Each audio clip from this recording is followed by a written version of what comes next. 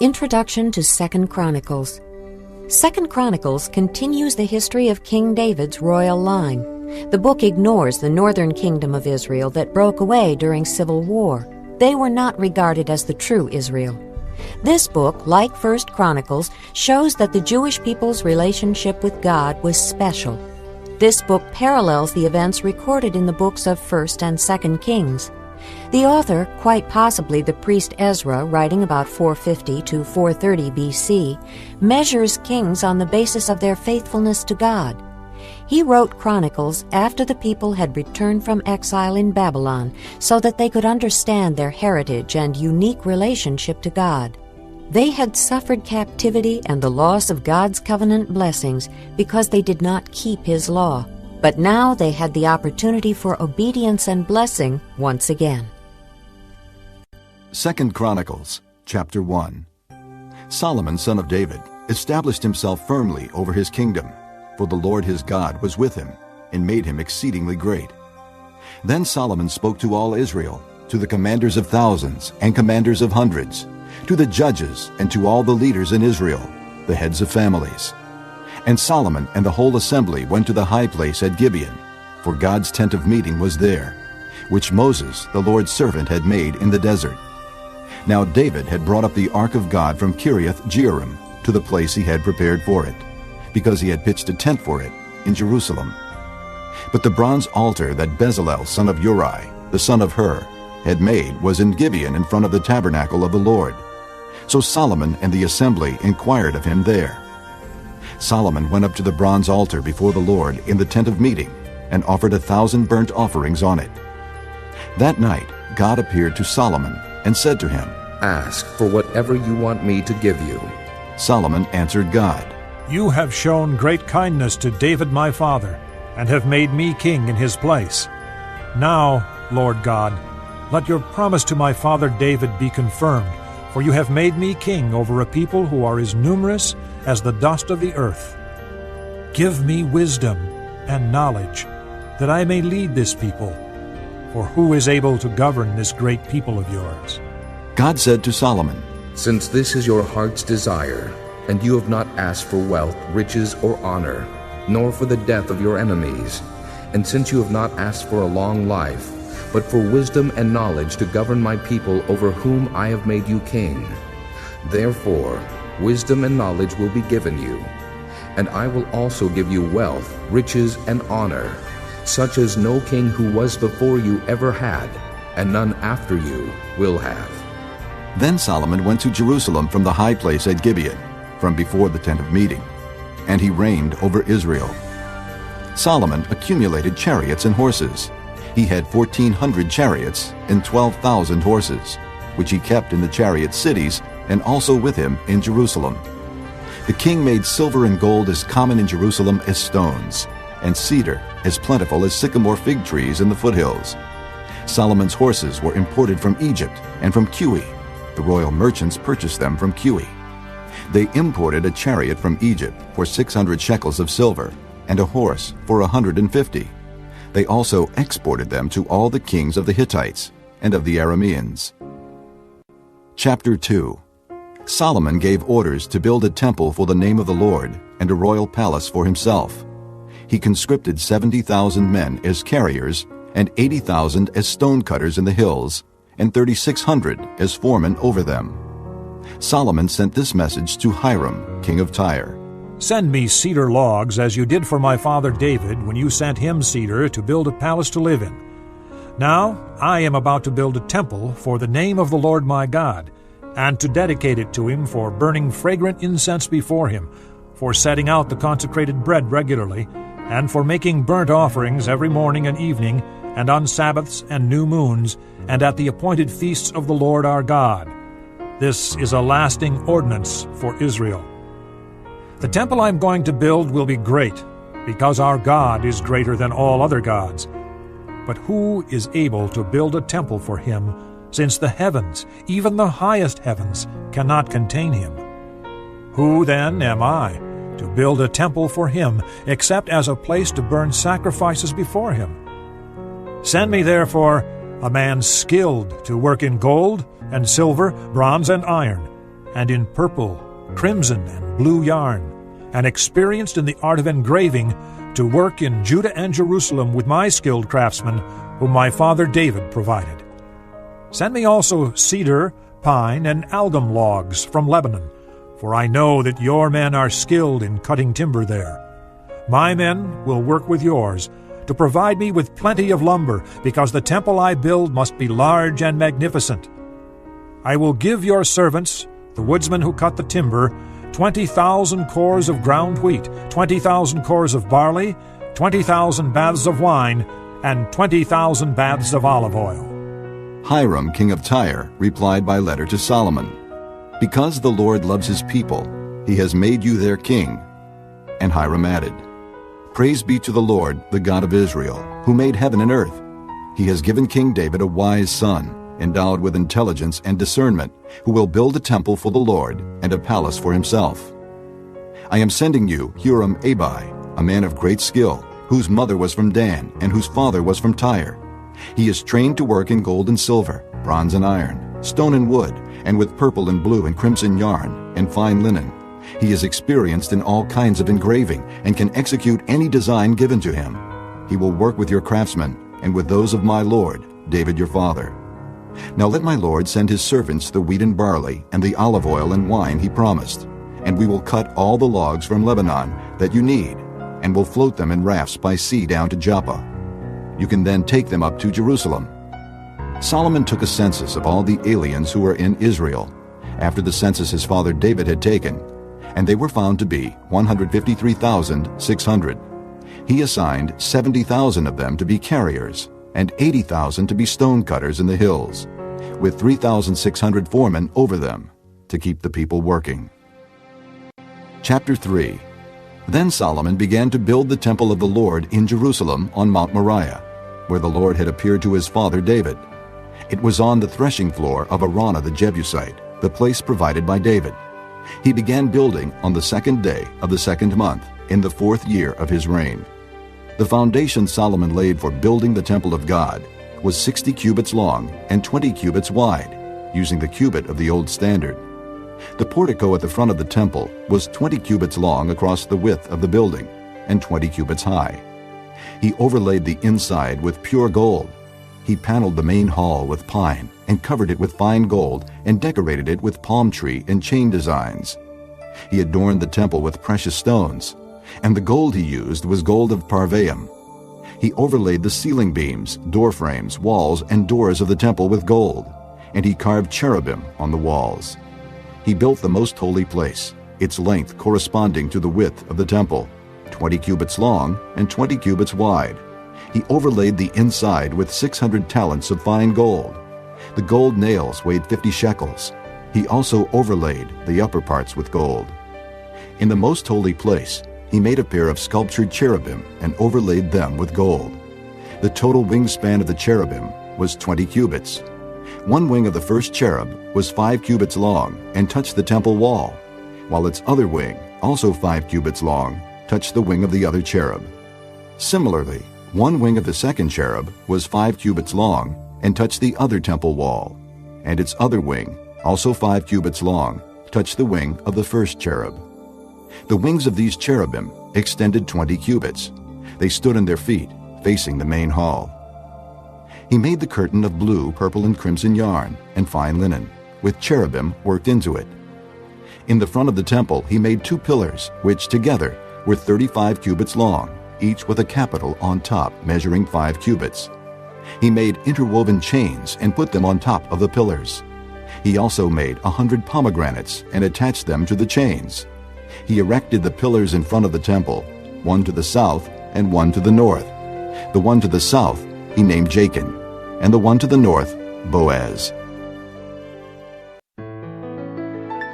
Chapter 4. He made a bronze altar, 20 cubits long, 20 cubits wide, and 10 cubits high. He made the sea of cast metal, circular in shape, measuring 10 cubits from rim to rim, and 5 cubits high. It took a line of 30 cubits to measure around it. Below the rim, figures of bulls encircled it, 10 to a cubit. The bulls were cast in 2 rows in one piece with the sea. The sea stood on 12 bulls, 3 facing north, 3 facing west, 3 facing south, and 3 facing east. The sea rested on top of them, and their hindquarters were toward the center. It was a handbreadth in thickness, and its rim was like the rim of a cup, like a lily blossom. It held 3,000 baths. He then made 10 basins for washing, and placed 5 on the south side and 5 on the north. In them the things to be used for the burnt offerings were rinsed, but the sea was to be used by the priests for washing. He made 10 gold lampstands according to the specifications for them, and placed them in the temple, 5 on the south side and 5 on the north. He made 10 tables and placed them in the temple, 5 on the south side and 5 on the north. He also made 100 gold sprinkling bowls. He made the courtyard of the priests, and the large court and the doors for the court, and overlaid the doors with bronze. He placed the sea on the south side, at the southeast corner. He also made the pots and shovels and sprinkling bowls. So Huram finished the work he had undertaken for King Solomon in the temple of God: the 2 pillars, the 2 bowl-shaped capitals on top of the pillars, the 2 sets of network decorating the 2 bowl-shaped capitals on top of the pillars, the 400 pomegranates for the 2 sets of network, 2 rows of pomegranates for each network decorating the bowl-shaped capitals on top of the pillars, the stands with their basins, the sea and the 12 bowls under it, the pots, shovels, meat forks, and all related articles. All the objects that Huram-Abi made for King Solomon for the temple of the Lord were of polished bronze. The king had them cast in clay molds in the plain of the Jordan, between Succoth and Zarethan. All these things that Solomon made amounted to so much that the weight of the bronze was not determined. Solomon also made all the furnishings that were in God's temple: the golden altar, the tables on which was the bread of the presence, the lampstands of pure gold with their lamps, to burn in front of the inner sanctuary as prescribed, the gold floral work and lamps and tongs, they were solid gold, the pure gold wick trimmers, sprinkling bowls, dishes and censers, and the gold doors of the temple, the inner doors to the most holy place, and the doors of the main hall. Chapter 5. When all the work Solomon had done for the temple of the Lord was finished, he brought in the things his father David had dedicated, the silver and gold and all the furnishings, and he placed them in the treasuries of God's temple. Then Solomon summoned to Jerusalem the elders of Israel, all the heads of the tribes and the chiefs of the Israelite families, to bring up the ark of the Lord's covenant from Zion, the city of David. And all the men of Israel came together to the king at the time of the festival in the 7th month. When all the elders of Israel had arrived, the Levites took up the ark, and they brought up the ark in the tent of meeting and all the sacred furnishings in it. The priests, who were Levites, carried them up, and King Solomon and the entire assembly of Israel that had gathered about him were before the ark, sacrificing so many sheep and cattle that they could not be recorded or counted. The priests then brought the ark of the Lord's covenant to its place in the inner sanctuary of the temple, the most holy place, and put it beneath the wings of the cherubim. The cherubim spread their wings over the place of the ark and covered the ark and its carrying poles. These poles were so long that their ends, extending from the ark, could be seen from in front of the inner sanctuary, but not from outside the holy place, and they are still there today. There was nothing in the ark except the 2 tablets that Moses had placed in it at Horeb, where the Lord made a covenant with the Israelites after they came out of Egypt. The priests then withdrew from the holy place. All the priests who were there had consecrated themselves, regardless of their divisions. All the Levites who were musicians, Asaph, Heman, Jeduthun, and their sons and relatives, stood on the east side of the altar, dressed in fine linen and playing cymbals, harps, and lyres. They were accompanied by 120 priests sounding trumpets. The trumpeters and singers joined in unison, as with one voice, to give praise and thanks to the Lord.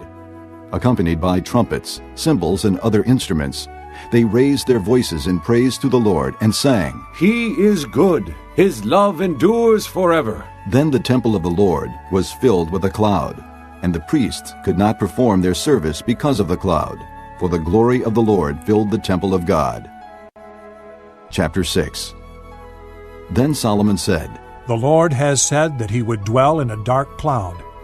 I have built a magnificent temple for you, a place for you to dwell forever. While the whole assembly of Israel was standing there, the king turned around and blessed them.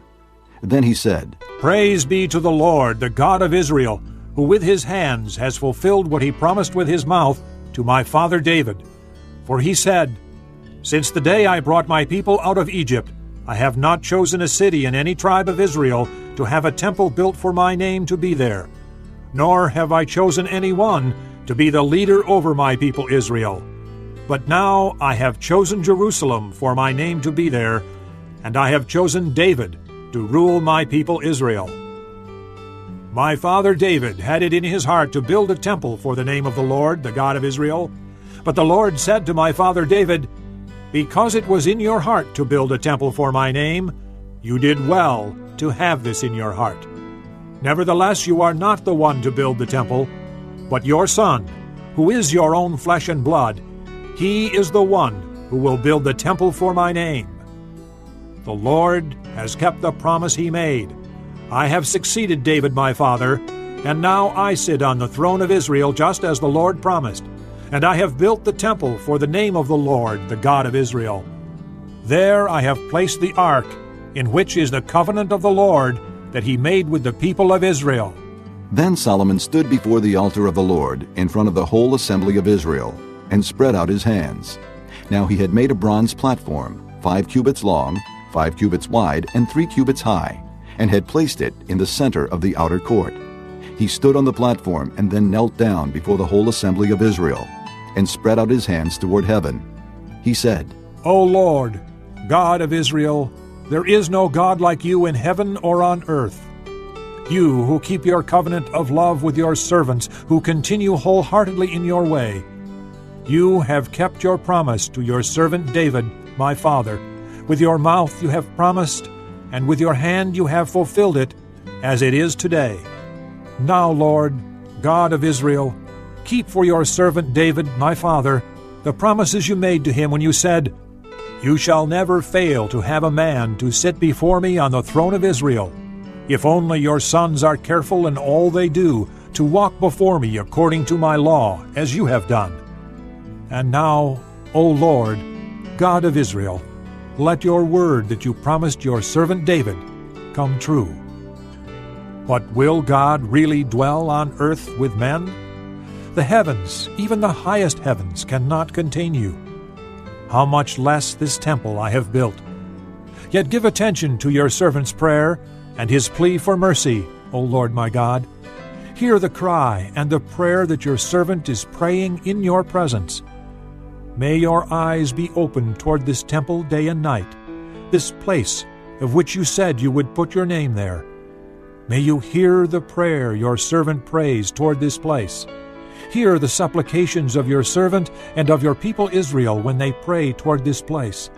Hear from heaven your dwelling place, and when you hear, forgive.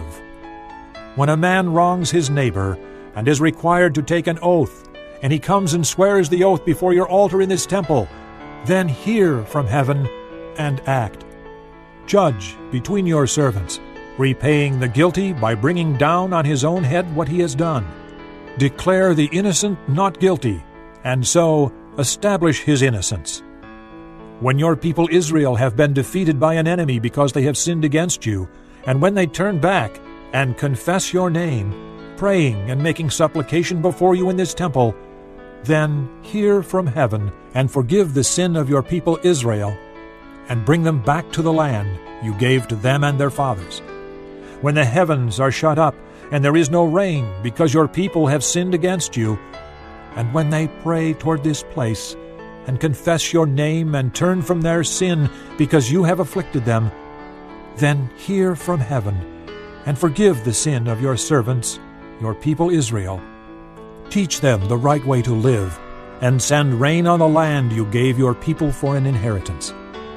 When famine or plague comes to the land, or blight or mildew, locusts or grasshoppers, or when enemies besiege them in any of their cities, whatever disaster or disease may come, and when a prayer or plea is made by any of your people Israel, each one aware of his afflictions and pains, and spreading out his hands toward this temple, then hear from heaven your dwelling place. Forgive, and deal with each man according to all he does, since you know his heart, for you alone know the hearts of men, so that they will fear you and walk in your ways all the time they live in the land you gave our fathers.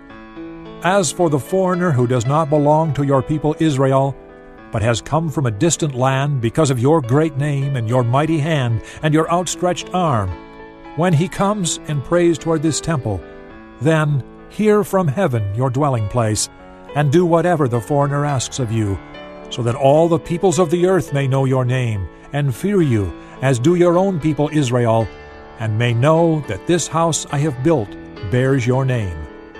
When your people go to war against their enemies wherever you send them, and when they pray to you toward this city you have chosen, and the temple I have built for your name, then hear from heaven their prayer and their plea, and uphold their cause. When they sin against you, for there is no one who does not sin, and you become angry with them and give them over to the enemy who takes them captive to a land far away or near, and if they have a change of heart in the land where they are held captive, and repent, and plead with you in the land of their captivity, and say, We have sinned, we have done wrong and acted wickedly, and if they turn back to you with all their heart and soul in the land of their captivity, where they were taken, and pray toward the land you gave their fathers, toward the city you have chosen, and toward the temple I have built for your name, then from heaven your dwelling place, hear their prayer and their pleas, and uphold their cause, and forgive your people who have sinned against you. Now, my God, may your eyes be open, and your ears attentive to the prayers offered in this place. Now arise, O Lord God, and come to your resting place, you and the ark of your might. May your priests, O Lord God, be clothed with salvation. May your saints rejoice in your goodness. O Lord God, do not reject your anointed one. Remember the great love promised to David your servant. Chapter 7. When Solomon finished praying, fire came down from heaven and consumed the burnt offering and the sacrifices, and the glory of the Lord filled the temple. The priests could not enter the temple of the Lord because the glory of the Lord filled it. When all the Israelites saw the fire coming down and the glory of the Lord above the temple, they knelt on the pavement with their faces to the ground, and they worshipped and gave thanks to the Lord, saying, He is good. His love endures forever. Then the king and all the people offered sacrifices before the Lord. And King Solomon offered a sacrifice of 22,000 head of cattle and 120,000 sheep and goats. So the king and all the people dedicated the temple of God. The priests took their positions, as did the Levites with the Lord's musical instruments, which King David had made for praising the Lord, and which were used when he gave thanks, saying, His love endures forever. Opposite the Levites, the priests blew their trumpets, and all the Israelites were standing. Solomon consecrated the middle part of the courtyard in front of the temple of the Lord, and there he offered burnt offerings and the fat of the fellowship offerings, because the bronze altar he had made could not hold the burnt offerings, the grain offerings, and the fat portions. So Solomon observed the festival at that time for 7 days, and all Israel with him, a vast assembly, people from Lebo-Hamath to the Wadi of Egypt. On the 8th day they held an assembly, for they had celebrated the dedication of the altar for 7 days, and the festival for 7 days more. On the 23rd day of the 7th month he sent the people to their homes, joyful and glad in heart for the good things the Lord had done for David and Solomon, and for his people Israel. When Solomon had finished the temple of the Lord and the royal palace, and had succeeded in carrying out all he had in mind to do in the temple of the Lord and in his own palace, the Lord appeared to him at night and said, I have heard your prayer, and have chosen this place for myself as a temple for sacrifices. When I shut up the heavens so that there is no rain, or command locusts to devour the land, or send a plague among my people, if my people, who are called by my name, will humble themselves and pray and seek my face and turn from their wicked ways, then I will hear from heaven and will forgive their sin and will heal their land. Now my eyes will be open and my ears attentive to the prayers offered in this place. I have chosen and consecrated this temple so that my name may be there forever, My eyes and my heart will always be there. As for you, if you walk before me as David your father did, and do all I command, and observe my decrees and laws, I will establish your royal throne, as I covenanted with David your father when I said, You shall never fail to have a man to rule over Israel. But if you turn away and forsake the decrees and commands I have given you, and go off to serve other gods and worship them, then I will uproot Israel from my land, which I have given them, and will reject this temple I have consecrated for my name. I will make it a byword and an object of ridicule among all peoples. And though this temple is now so imposing, all who pass by will be appalled and say, Why has the Lord done such a thing to this land and to this temple? People will answer, Because they have forsaken the Lord, the God of their fathers, who brought them out of Egypt, and have embraced other gods, worshiping and serving them. That is why he brought all this disaster on them. Chapter 8. At the end of 20 years, during which Solomon built the temple of the Lord and his own palace, Solomon rebuilt the villages that Hiram had given him, and settled Israelites in them. Solomon then went to Hamath Zobah and captured it. He also built up Tadmor in the desert, and all the store cities he had built in Hamath. He rebuilt Upper Beth-horon and Lower Beth-horon as fortified cities, with walls and with gates and bars, as well as Baalath and all his store cities, and all the cities for his chariots and for his horses, whatever he desired to build in Jerusalem, in Lebanon, and throughout all the territory he ruled. All the people left from the Hittites, Amorites, Perizzites, Hivites, and Jebusites. These people were not Israelites, that is, their descendants remaining in the land, whom the Israelites had not destroyed. These Solomon conscripted for his slave labor force, as it is to this day. But Solomon did not make slaves of the Israelites for his work. They were his fighting men, commanders of his captains, and commanders of his chariots and charioteers. They were also King Solomon's chief officials, 250 officials supervising the men. Solomon brought Pharaoh's daughter up from the city of David to the palace he had built for her, for he said, My wife must not live in the palace of David king of Israel, because the places the ark of the Lord has entered are holy. On the altar of the Lord that he had built in front of the portico, Solomon sacrificed burnt offerings to the Lord, according to the daily requirement for offerings commanded by Moses for Sabbaths, new moons, and the 3 annual feasts, the Feast of Unleavened Bread, the Feast of Weeks, and the Feast of Tabernacles. In keeping with the ordinance of his father David, he appointed the divisions of the priests for their duties, and the Levites to lead the praise and to assist the priests according to each day's requirement.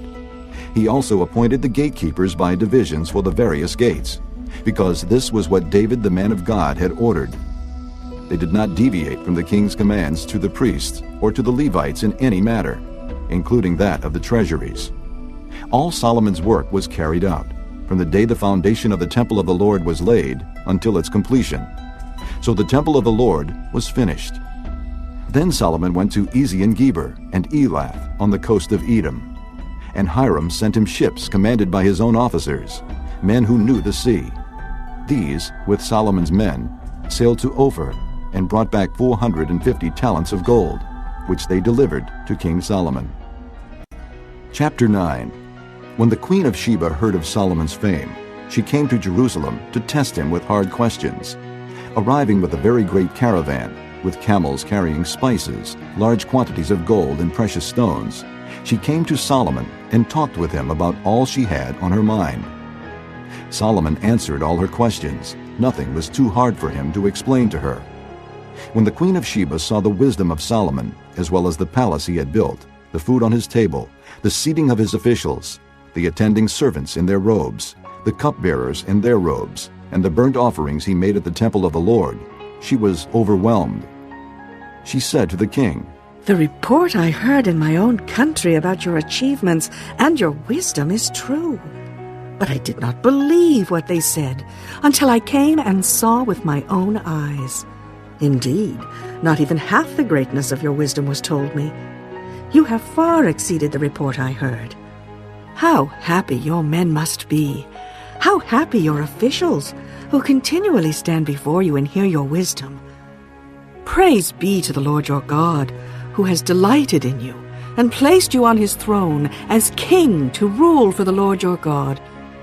Because of the love of your God for Israel and his desire to uphold them forever, he has made you king over them, to maintain justice and righteousness. Then she gave the king 120 talents of gold, large quantities of spices and precious stones. There had never been such spices as those the queen of Sheba gave to King Solomon. The men of Hiram and the men of Solomon brought gold from Ophir. They also brought algum wood and precious stones. The king used the algum wood to make steps for the temple of the Lord and for the royal palace, and to make harps and lyres for the musicians. Nothing like them had ever been seen in Judah. King Solomon gave the queen of Sheba all she desired and asked for. He gave her more than she had brought to him. Then she left and returned with her retinue to her own country. The weight of the gold that Solomon received yearly was 666 talents, not including the revenues brought in by merchants and traders. Also all the kings of Arabia and the governors of the land brought gold and silver to Solomon. King Solomon made 200 large shields of hammered gold. 600 bekas of hammered gold went into each shield. He also made 300 small shields of hammered gold, with 300 bekas of gold in each shield. The king put them in the palace of the forest of Lebanon. Then the king made a great throne inlaid with ivory and overlaid with pure gold. The throne had 6 steps, and a footstool of gold was attached to it. On both sides of the seat were armrests, with a lion standing beside each of them. 12 lions stood on the 6 steps, one at either end of each step. Nothing like it had ever been made for any other kingdom. All King Solomon's goblets were gold, and all the household articles in the palace of the forest of Lebanon were pure gold. Nothing was made of silver, because silver was considered of little value in Solomon's day. The king had a fleet of trading ships manned by Hiram's men. Once every 3 years it returned, carrying gold, silver, and ivory, and apes and baboons. King Solomon was greater in riches and wisdom than all the other kings of the earth. All the kings of the earth sought audience with Solomon to hear the wisdom God had put in his heart. Year after year, everyone who came brought a gift: articles of silver and gold, and robes, weapons, and spices, and horses and mules. Solomon had 4,000 stalls for horses and chariots, and 12,000 horses, which he kept in the chariot cities, and also with him in Jerusalem. He ruled over all the kings from the river to the land of the Philistines, as far as the border of Egypt. The king made silver as common in Jerusalem as stones, and cedar as plentiful as sycamore fig trees in the foothills. Solomon's horses were imported from Egypt and from all other countries. As for the other events of Solomon's reign, from beginning to end, are they not written in the records of Nathan the prophet, in the prophecy of Ahijah the Shilonite, and in the visions of Iddo the seer concerning Jeroboam son of Nebat? Solomon reigned in Jerusalem over all Israel 40 years. Then he rested with his fathers, and was buried in the city of David his father. And Rehoboam his son succeeded him as king. Chapter 10. Rehoboam went to Shechem, for all the Israelites had gone there to make him king. When Jeroboam son of Nebat heard this, he was in Egypt, where he had fled from King Solomon. He returned from Egypt. So they sent for Jeroboam, and he and all Israel went to Rehoboam and said to him, "Your father put a heavy yoke on us, but now lighten the harsh labor and the heavy yoke he put on us, and we will serve you." Rehoboam answered, "Come back to me in 3 days." So the people went away. Then King Rehoboam consulted the elders who had served his father Solomon during his lifetime. "How would you advise me to answer these people?" he asked. They replied, "If you will be kind to these people and please them and give them a favorable answer, they will always be your servants." But Rehoboam rejected the advice the elders gave him, and consulted the young men who had grown up with him and were serving him. He asked them, "What is your advice? How should we answer these people who say to me, 'Lighten the yoke that your father put on us'?" The young men who had grown up with him replied, "Tell the people who have said to you, 'Your father put a heavy yoke on us, but make our yoke lighter.' Tell them, 'My little finger is thicker than my father's waist. My father laid on you a heavy yoke. I will make it even heavier. My father scourged you with whips. I will scourge you with scorpions.'" 3 days later, Jeroboam and all the people returned to Rehoboam, as the king had said. Come back to me in 3 days. The king answered them harshly. Rejecting the advice of the elders, he followed the advice of the young men and said, My father made your yoke heavy. I will make it even heavier. My father scourged you with whips. I will scourge you with scorpions. So the king did not listen to the people, for this turn of events was from God, to fulfill the word the Lord had spoken to Jeroboam son of Nebat through Ahijah the Shilonite. When all Israel saw that the king refused to listen to them, they answered the king, What share do we have in David? What part in Jesse's son?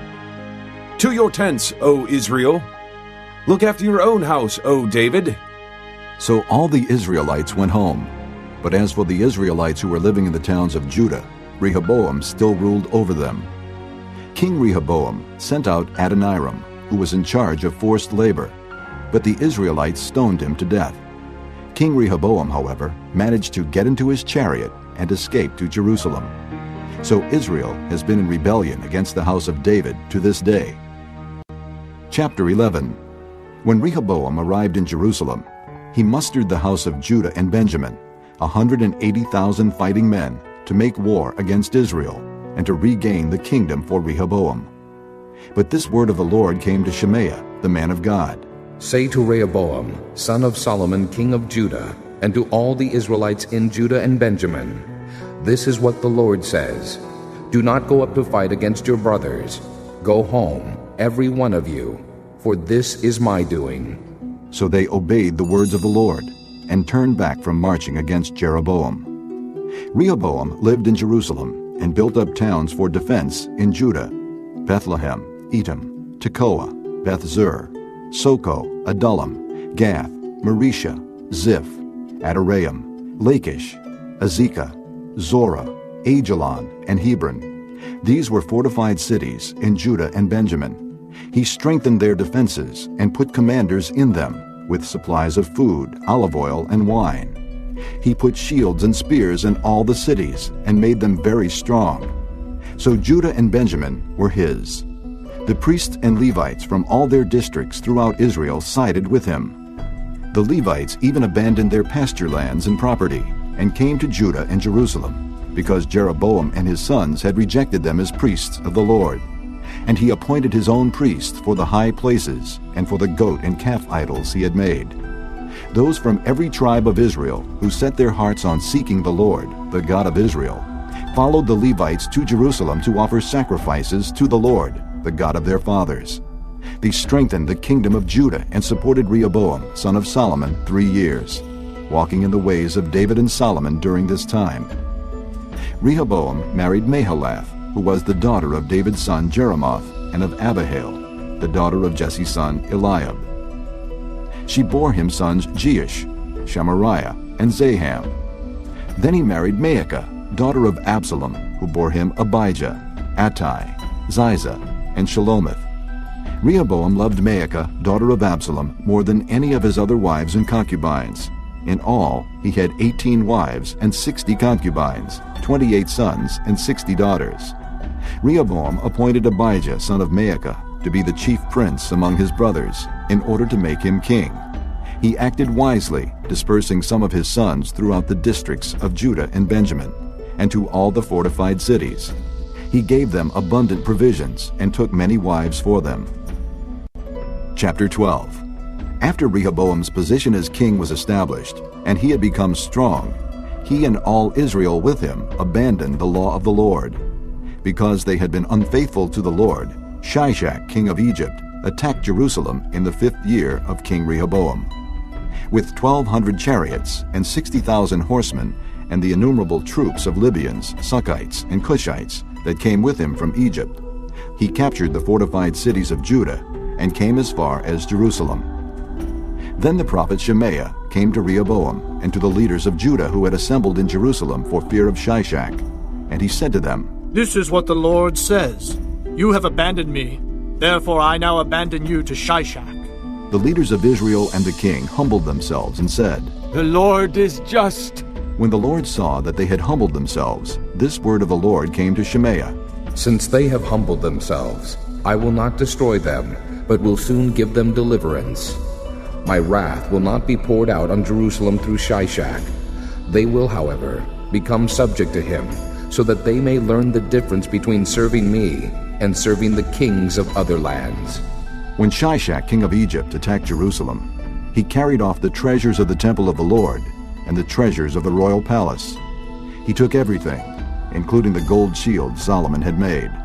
So King Rehoboam made bronze shields to replace them and assigned these to the commanders of the guard on duty at the entrance to the royal palace.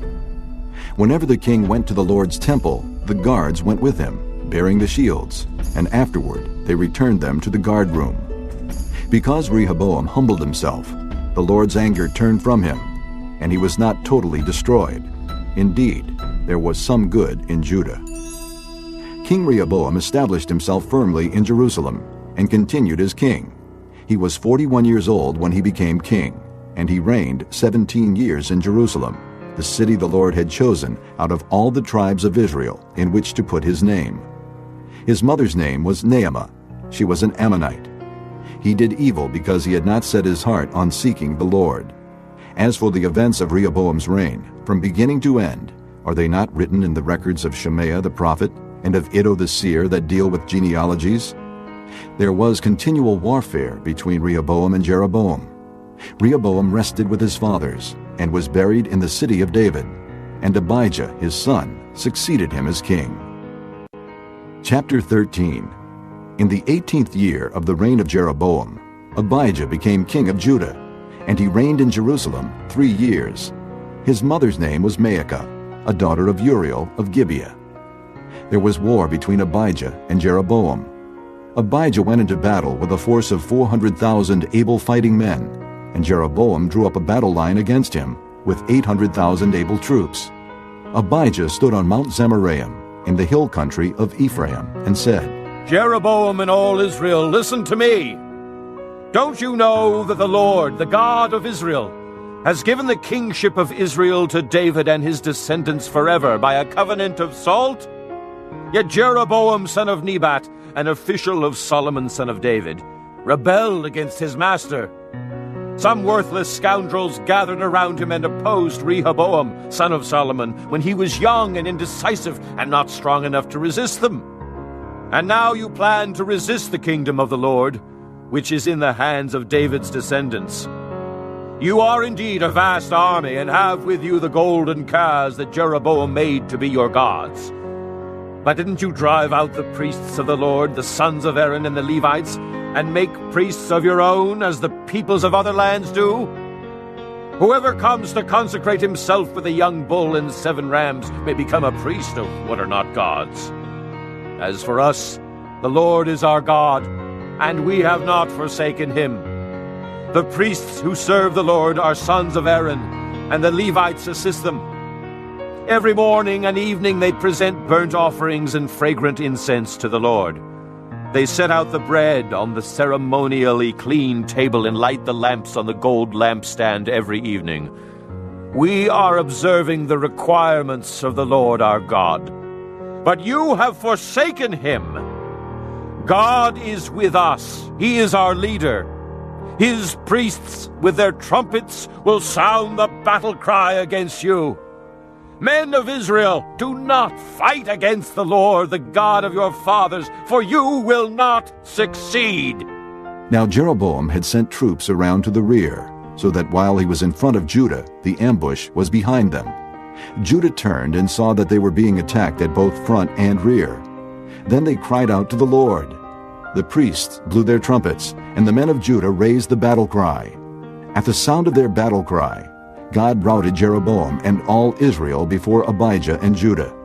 The Israelites fled before Judah, and God delivered them into their hands. Abijah and his men inflicted heavy losses on them, so that there were 500,000 casualties among Israel's able men. The men of Israel were subdued on that occasion, and the men of Judah were victorious because they relied on the Lord, the God of their fathers.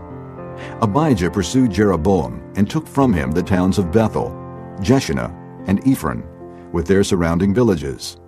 Jeroboam did not regain power during the time of Abijah, and the Lord struck him down, and he died. But Abijah grew in strength. He married 14 wives and had 22 sons and 16 daughters. The other events of Abijah's reign, what he did and what he said, are written in the annotations of the prophet Iddo. Chapter 14. And Abijah rested with his fathers, and was buried in the city of David. Asa his son succeeded him as king, and in his days the country was at peace for 10 years. Asa did what was good and right in the eyes of the Lord his God. He removed the foreign altars and the high places, smashed the sacred stones, and cut down the Asherah poles. He commanded Judah to seek the Lord, the God of their fathers, and to obey his laws and commands. He removed the high places and incense altars in every town in Judah, and the kingdom was at peace under him. He built up the fortified cities of Judah, since the land was at peace. No one was at war with him during those years, for the Lord gave him rest. "Let us build up these towns," he said to Judah, "and put walls around them with towers, gates, and bars. The land is still ours, because we have sought the Lord our God. We sought him, and he has given us rest on every side." So they built and prospered. Asa had an army of 300,000 men from Judah, equipped with large shields and with spears, and 280,000 from Benjamin, armed with small shields and with bows. All these were brave fighting men. Zerah the Cushite marched out against them with a vast army and 300 chariots, and came as far as Mareshah. Asa went out to meet him, and they took up battle positions in the valley of Zephathah near Mareshah. Then Asa called to the Lord his God and said, "Lord, there is no one like you to help the powerless against the mighty. Help us, O Lord our God, for we rely on you. And in your name we have come against this vast army. O Lord, you are our God. Do not let man prevail against you." The Lord struck down the Cushites before Asa and Judah. The Cushites fled, and Asa and his army pursued them as far as Gerar. Such a great number of Cushites fell that they could not recover. They were crushed before the Lord and his forces. The men of Judah carried off a large amount of plunder. They destroyed all the villages around Gerar, for the terror of the Lord had fallen upon them. They plundered all these villages, since there was much booty there. They also attacked the camps of the herdsmen, and carried off droves of sheep and goats and camels. Then they returned to Jerusalem. Chapter 15. The Spirit of God came upon Azariah, son of Oded. He went out to meet Asa, and said to him, "Listen to me, Asa, and all Judah and Benjamin. The Lord is with you when you are with him. If you seek him, he will be found by you. But if you forsake him, he will forsake you. For a long time, Israel was without the true God, without a priest to teach, and without the law. But in their distress they turned to the Lord, the God of Israel, and sought him, and he was found by them. In those days it was not safe to travel about, for all the inhabitants of the lands were in great turmoil. One nation was being crushed by another, and one city by another, because God was troubling them with every kind of distress. But as for you, be strong, and do not give up, for your work will be rewarded." When Asa heard these words and the prophecy of Azariah, son of Oded the prophet, he took courage. He removed the detestable idols from the whole land of Judah and Benjamin, and from the towns he had captured in the hills of Ephraim. He repaired the altar of the Lord that was in front of the portico of the Lord's temple. Then he assembled all Judah and Benjamin, and the people from Ephraim, Manasseh, and Simeon, who had settled among them, for large numbers had come over to him from Israel, when they saw that the Lord his God was with him. They assembled at Jerusalem in the 3rd month of the 15th year of Asa's reign. At that time they sacrificed to the Lord 700 head of cattle, and 7,000 sheep and goats from the plunder they had brought back. They entered into a covenant to seek the Lord, the God of their fathers, with all their heart and soul. All who would not seek the Lord, the God of Israel, were to be put to death, whether small or great, man or woman. They took an oath to the Lord with loud acclamation, with shouting, and with trumpets and horns. All Judah rejoiced about the oath, because they had sworn it wholeheartedly. They sought God eagerly, and he was found by them. So the Lord gave them rest on every side. King Asa also deposed his grandmother Maacah from her position as queen mother, because she had made a repulsive Asherah pole. Asa cut the pole down, broke it up and burned it in the Kidron Valley. Although he did not remove the high places from Israel, Asa's heart was fully committed to the Lord all his life. He brought into the temple of God the silver and gold and the articles that he and his father had dedicated. There was no more war until the 35th year of Asa's reign. Chapter 16. In the 36th year of Asa's reign, Baasha, king of Israel, went up against Judah and fortified Ramah to prevent anyone from leaving or entering the territory of Asa, king of Judah. Asa then took the silver and gold out of the treasuries of the Lord's temple and of his own palace, and sent it to Ben-Hadad, king of Aram, who was ruling in Damascus. "Let there be a treaty between me and you," he said, "as there was between my father and your father. See, I am sending you silver and gold. Now break your treaty with Baasha, king of Israel, so he will withdraw from me." Ben-Hadad agreed with King Asa, and sent the commanders of his forces against the towns of Israel. They conquered Ijon, Dan, Abel-Maim, and all the store cities of Naphtali. When Baasha heard this, he stopped building Ramah and abandoned his work. Then King Asa brought all the men of Judah, and they carried away from Ramah the stones and timber Baasha had been using. With them he built up Geba and Mizpah. At that time Hanani the seer came to Asa king of Judah and said to him, "Because you relied on the king of Aram and not on the Lord your God, the army of the king of Aram has escaped from your hand. Were not the Cushites and Libyans a mighty army with great numbers of chariots and horsemen? Yet when you relied on the Lord, he delivered them into your hand. For the eyes of the Lord range throughout the earth to strengthen those whose hearts are fully committed to him. You have done a foolish thing, and from now on you will be at war." Asa was angry with the seer because of this. He was so enraged that he put him in prison. At the same time, Asa brutally oppressed some of the people. The events of Asa's reign, from beginning to end, are written in the book of the kings of Judah and Israel. In the 39th year of his reign, Asa was afflicted with a disease in his feet. Though his disease was severe, even in his illness, he did not seek help from the Lord, but only from the physicians. Then in the 41st year of his reign, Asa died and rested with his fathers. They buried him in the tomb that he had cut out for himself in the city of David. They laid him on a bier covered with spices and various blended perfumes, and they made a huge fire in his honor. Chapter 17. Jehoshaphat his son succeeded him as king and strengthened himself against Israel. He stationed troops in all the fortified cities of Judah and put garrisons in Judah and in the towns of Ephraim that his father Asa had captured. The Lord was with Jehoshaphat, because in his early years he walked in the ways his father David had followed. He did not consult the Baals, but sought the God of his father, and followed his commands rather than the practices of Israel. The Lord established the kingdom under his control, and all Judah brought gifts to Jehoshaphat, so that he had great wealth and honor. His heart was devoted to the ways of the Lord. Furthermore, he removed the high places and the Asherah poles from Judah. In the 3rd year of his reign, he sent his officials Ben-Hail, Obadiah, Zechariah, Nathanael, and Micaiah to teach in the towns of Judah.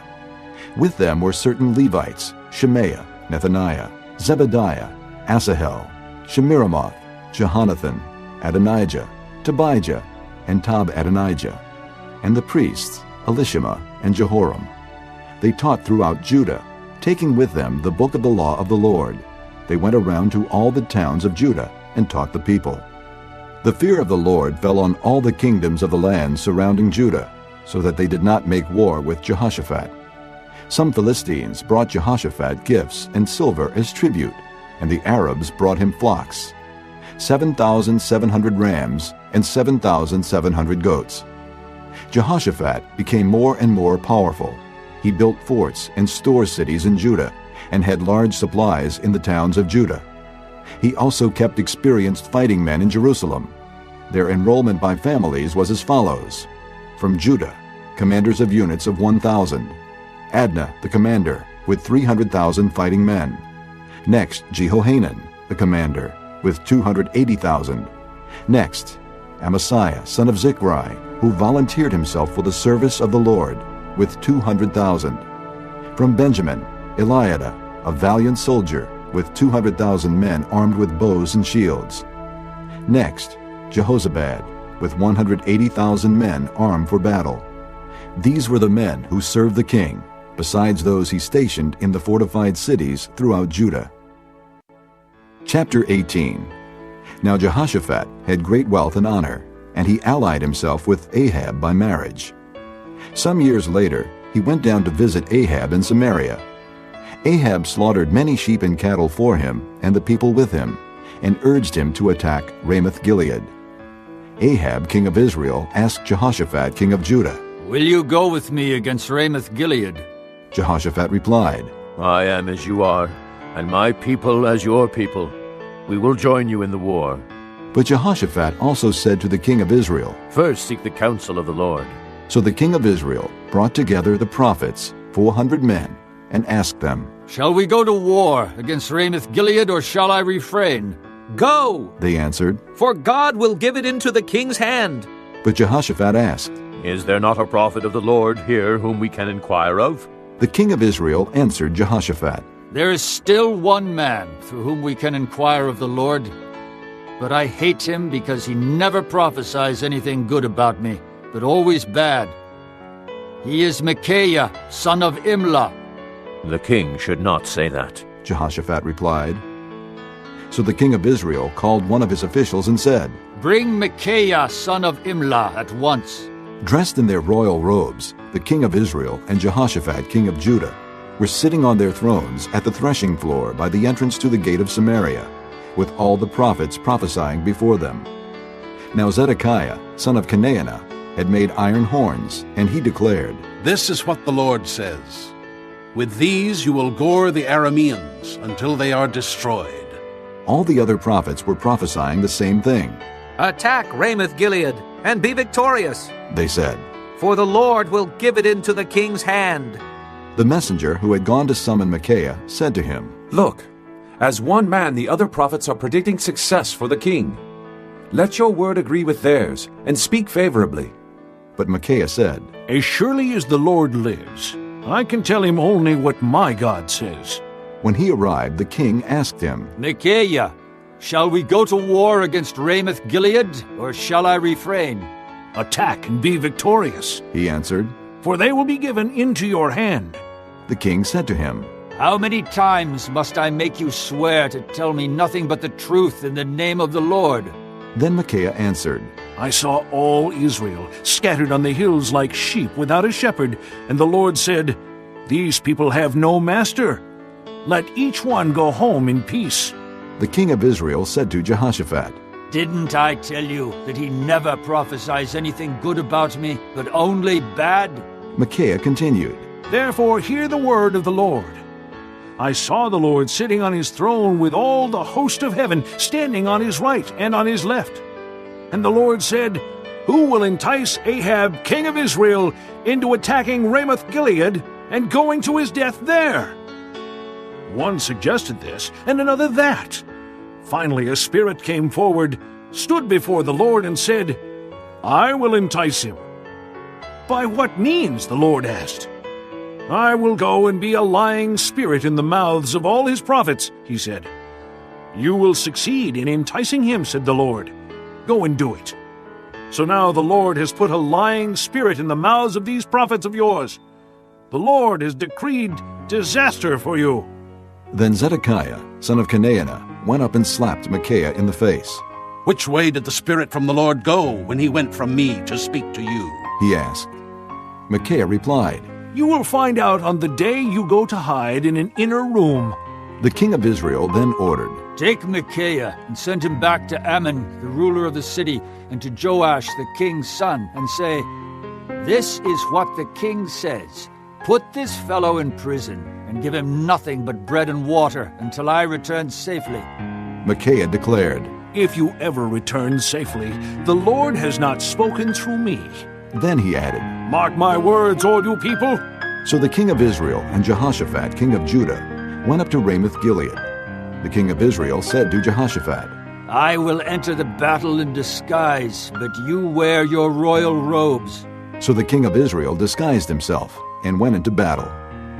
Now the king of Aram had ordered his chariot commanders, "Do not fight with anyone, small or great, except the king of Israel." When the chariot commanders saw Jehoshaphat, they thought, "This is the king of Israel." So they turned to attack him. But Jehoshaphat cried out, and the Lord helped him. God drew them away from him, for when the chariot commanders saw that he was not the king of Israel, they stopped pursuing him. But someone drew his bow at random and hit the king of Israel between the sections of his armor. The king told the chariot driver, "Wheel around and get me out of the fighting. I've been wounded." All day long the battle raged, and the king of Israel propped himself up in his chariot facing the Arameans until evening. Then at sunset he died. Chapter 19. When Jehoshaphat, king of Judah, returned safely to his palace in Jerusalem, Jehu the seer, the son of Hanani, went out to meet him and said to the king, "Should you help the wicked and love those who hate the Lord? Because of this, the wrath of the Lord is upon you. There is, however, some good in you, for you have rid the land of the Asherah poles, and have set your heart on seeking God." Jehoshaphat lived in Jerusalem, and he went out again among the people from Beersheba to the hill country of Ephraim, and turned them back to the Lord, the God of their fathers. He appointed judges in the land, in each of the fortified cities of Judah. He told them, "Consider carefully what you do, because you are not judging for man but for the Lord, who is with you whenever you give a verdict. Now let the fear of the Lord be upon you. Judge carefully, for with the Lord our God there is no injustice or partiality or bribery." In Jerusalem also, Jehoshaphat appointed some of the Levites, priests, and heads of Israelite families to administer the law of the Lord and to settle disputes. And they lived in Jerusalem. He gave them these orders: "You must serve faithfully and wholeheartedly in the fear of the Lord. In every case that comes before you from your fellow countrymen who live in the cities, whether bloodshed or other concerns of the law, commands, decrees, or ordinances, you are to warn them not to sin against the Lord, otherwise his wrath will come on you and your brothers. Do this, and you will not sin. Amariah, the chief priest, will be over you in any matter concerning the Lord, and Zebediah, son of Ishmael, the leader of the tribe of Judah, will be over you in any matter concerning the king, and the Levites will serve as officials before you. Act with courage, and may the Lord be with those who do well." Chapter 20. After this, the Moabites and Ammonites, with some of the Meunites, came to make war on Jehoshaphat. Some men came and told Jehoshaphat, "A vast army is coming against you from Edom, from the other side of the sea." "It is already in Hazazon Tamar," that is, En-Gedi. Alarmed, Jehoshaphat resolved to inquire of the Lord, and he proclaimed a fast for all Judah. The people of Judah came together to seek help from the Lord. Indeed, they came from every town in Judah to seek him. Then Jehoshaphat stood up in the assembly of Judah and Jerusalem at the temple of the Lord in the front of the new courtyard and said, "O Lord God of our fathers, are you not the God who is in heaven? You rule over all the kingdoms of the nations. Power and might are in your hand, and no one can withstand you. O our God, did you not drive out the inhabitants of this land before your people Israel, and give it forever to the descendants of Abraham your friend? They have lived in it and have built in it a sanctuary for your name, saying, 'If calamity comes upon us, whether the sword of judgment, or plague, or famine, we will stand in your presence before this temple that bears your name, and will cry out to you in our distress, and you will hear us and save us.' But now here are men from Ammon, Moab, and Mount Seir, whose territory you would not allow Israel to invade when they came from Egypt. So they turned away from them and did not destroy them. See how they are repaying us by coming to drive us out of the possession you gave us as an inheritance. O our God, will you not judge them? For we have no power to face this vast army that is attacking us. We do not know what to do, but our eyes are upon you." All the men of Judah, with their wives and children and little ones, stood there before the Lord. Then the Spirit of the Lord came upon Jahaziel, son of Zechariah, the son of Benaiah, the son of Jael, the son of Mattaniah, a Levite, and descendant of Asaph, as he stood in the assembly. He said, "Listen, King Jehoshaphat and all who live in Judah and Jerusalem. This is what the Lord says to you. Do not be afraid or discouraged because of this vast army, for the battle is not yours but God's. Tomorrow march down against them. They will be climbing up by the pass of Ziz, and you will find them at the end of the gorge in the desert of Jeruel. You will not have to fight this battle. Take up your positions, stand firm, and see the deliverance the Lord will give you, O Judah and Jerusalem. Do not be afraid. Do not be discouraged. Go out to face them tomorrow, and the Lord will be with you." Jehoshaphat bowed with his face to the ground, and all the people of Judah and Jerusalem fell down in worship before the Lord. Then some Levites from the Kohathites and Korahites stood up and praised the Lord, the God of Israel, with very loud voice. Early in the morning they left for the desert of Tekoa. As they set out, Jehoshaphat stood and said, "Listen to me, Judah and people of Jerusalem. Have faith in the Lord your God, and you will be upheld. Have faith in his prophets, and you will be successful."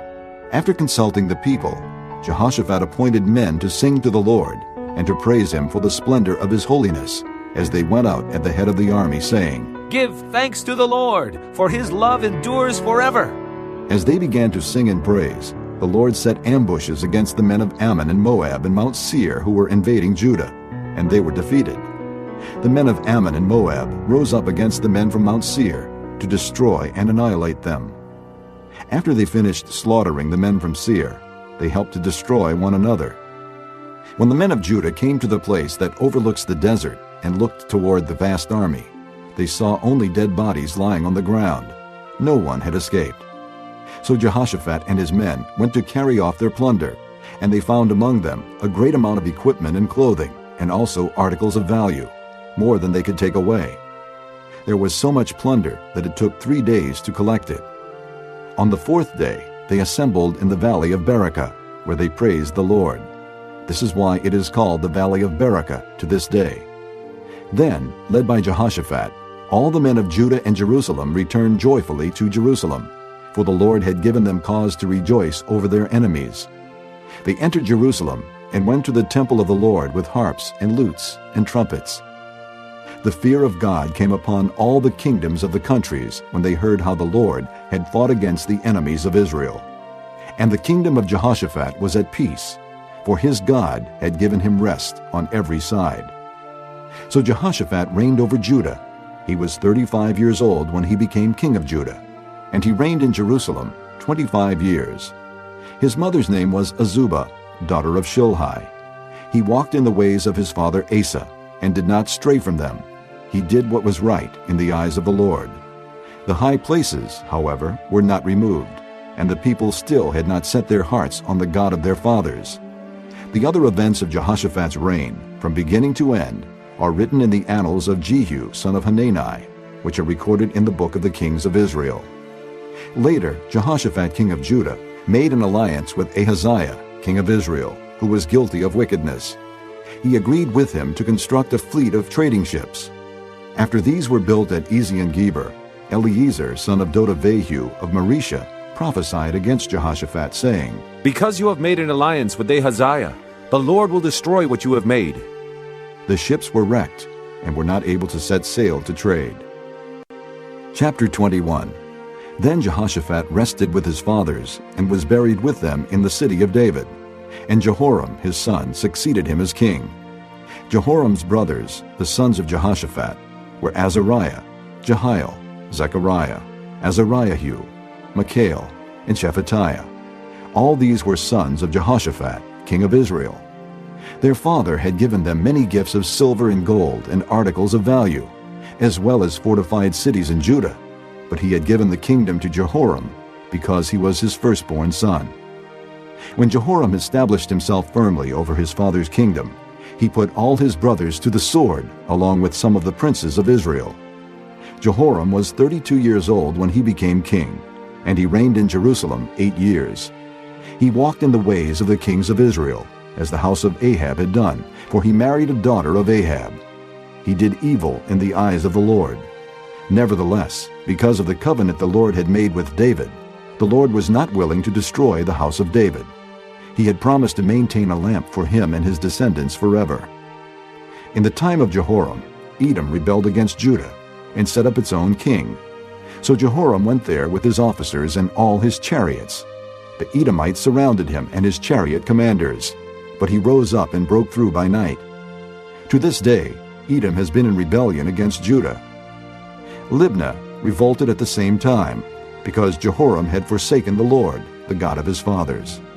He had also built high places on the hills of Judah, and had caused the people of Jerusalem to prostitute themselves, and had led Judah astray. Jehoram received a letter from Elijah the prophet, which said, "This is what the Lord, the God of your father David, says. You have not walked in the ways of your father Jehoshaphat, or of Asa, king of Judah. But you have walked in the ways of the kings of Israel, and you have led Judah and the people of Jerusalem to prostitute themselves, just as the house of Ahab did. You have also murdered your own brothers, members of your father's house, men who were better than you. So now the Lord is about to strike your people, your sons, your wives, and everything that is yours with a heavy blow. You yourself will be very ill with the lingering disease of the bowels, until the disease causes your bowels to come out." The Lord aroused against Jehoram the hostility of the Philistines and of the Arabs who lived near the Cushites. They attacked Judah, invaded it, and carried off all the goods found in the king's palace, together with his sons and wives. Not a son was left to him, except Ahaziah, the youngest. After all this, the Lord afflicted Jehoram with an incurable disease of the bowels. In the course of time, at the end of the 2nd year, his bowels came out because of the disease, and he died in great pain. His people made no fire in his honor, as they had for his fathers. Jehoram was 32 years old when he became king, and he reigned in Jerusalem 8 years. He passed away to no one's regret, and was buried in the city of David, but not in the tombs of the kings. Chapter 22. The people of Jerusalem made Ahaziah, Jehoram's youngest son, king in his place, since the raiders who came with the Arabs into the camp had killed all the older sons. So Ahaziah, son of Jehoram king of Judah, began to reign. Ahaziah was 22 years old when he became king, and he reigned in Jerusalem 1 year. His mother's name was Athaliah, a granddaughter of Omri. He too walked in the ways of the house of Ahab, for his mother encouraged him in doing wrong. He did evil in the eyes of the Lord, as the house of Ahab had done, for after his father's death they became his advisers to his undoing. He also followed their counsel when he went with Joram son of Ahab king of Israel to war against Hazael king of Aram at Ramoth-Gilead. The Arameans wounded Joram, so he returned to Jezreel to recover from the wounds they had inflicted on him at Ramoth in his battle with Hazael king of Aram. Then Ahaziah, son of Jehoram king of Judah, went down to Jezreel to see Joram son of Ahab, because he had been wounded. Through Ahaziah's visit to Joram, God brought about Ahaziah's downfall. When Ahaziah arrived, he went out with Joram to meet Jehu son of Nimshi, whom the Lord had anointed to destroy the house of Ahab. While Jehu was executing judgment on the house of Ahab, he found the princes of Judah and the sons of Ahaziah's relatives who had been attending Ahaziah, and he killed them. He then went in search of Ahaziah, and his men captured him while he was hiding in Samaria. He was brought to Jehu and put to death. They buried him, for they said, "He was a son of Jehoshaphat, who sought the Lord with all his heart." So there was no one in the house of Ahaziah powerful enough to retain the kingdom. When Athaliah, the mother of Ahaziah, saw that her son was dead, she proceeded to destroy the whole royal family of the house of Judah. But Jehosheba, the daughter of King Jehoram, took Joash, son of Ahaziah, and stole him away from among the royal princes who were about to be murdered, and put him and his nurse in a bedroom.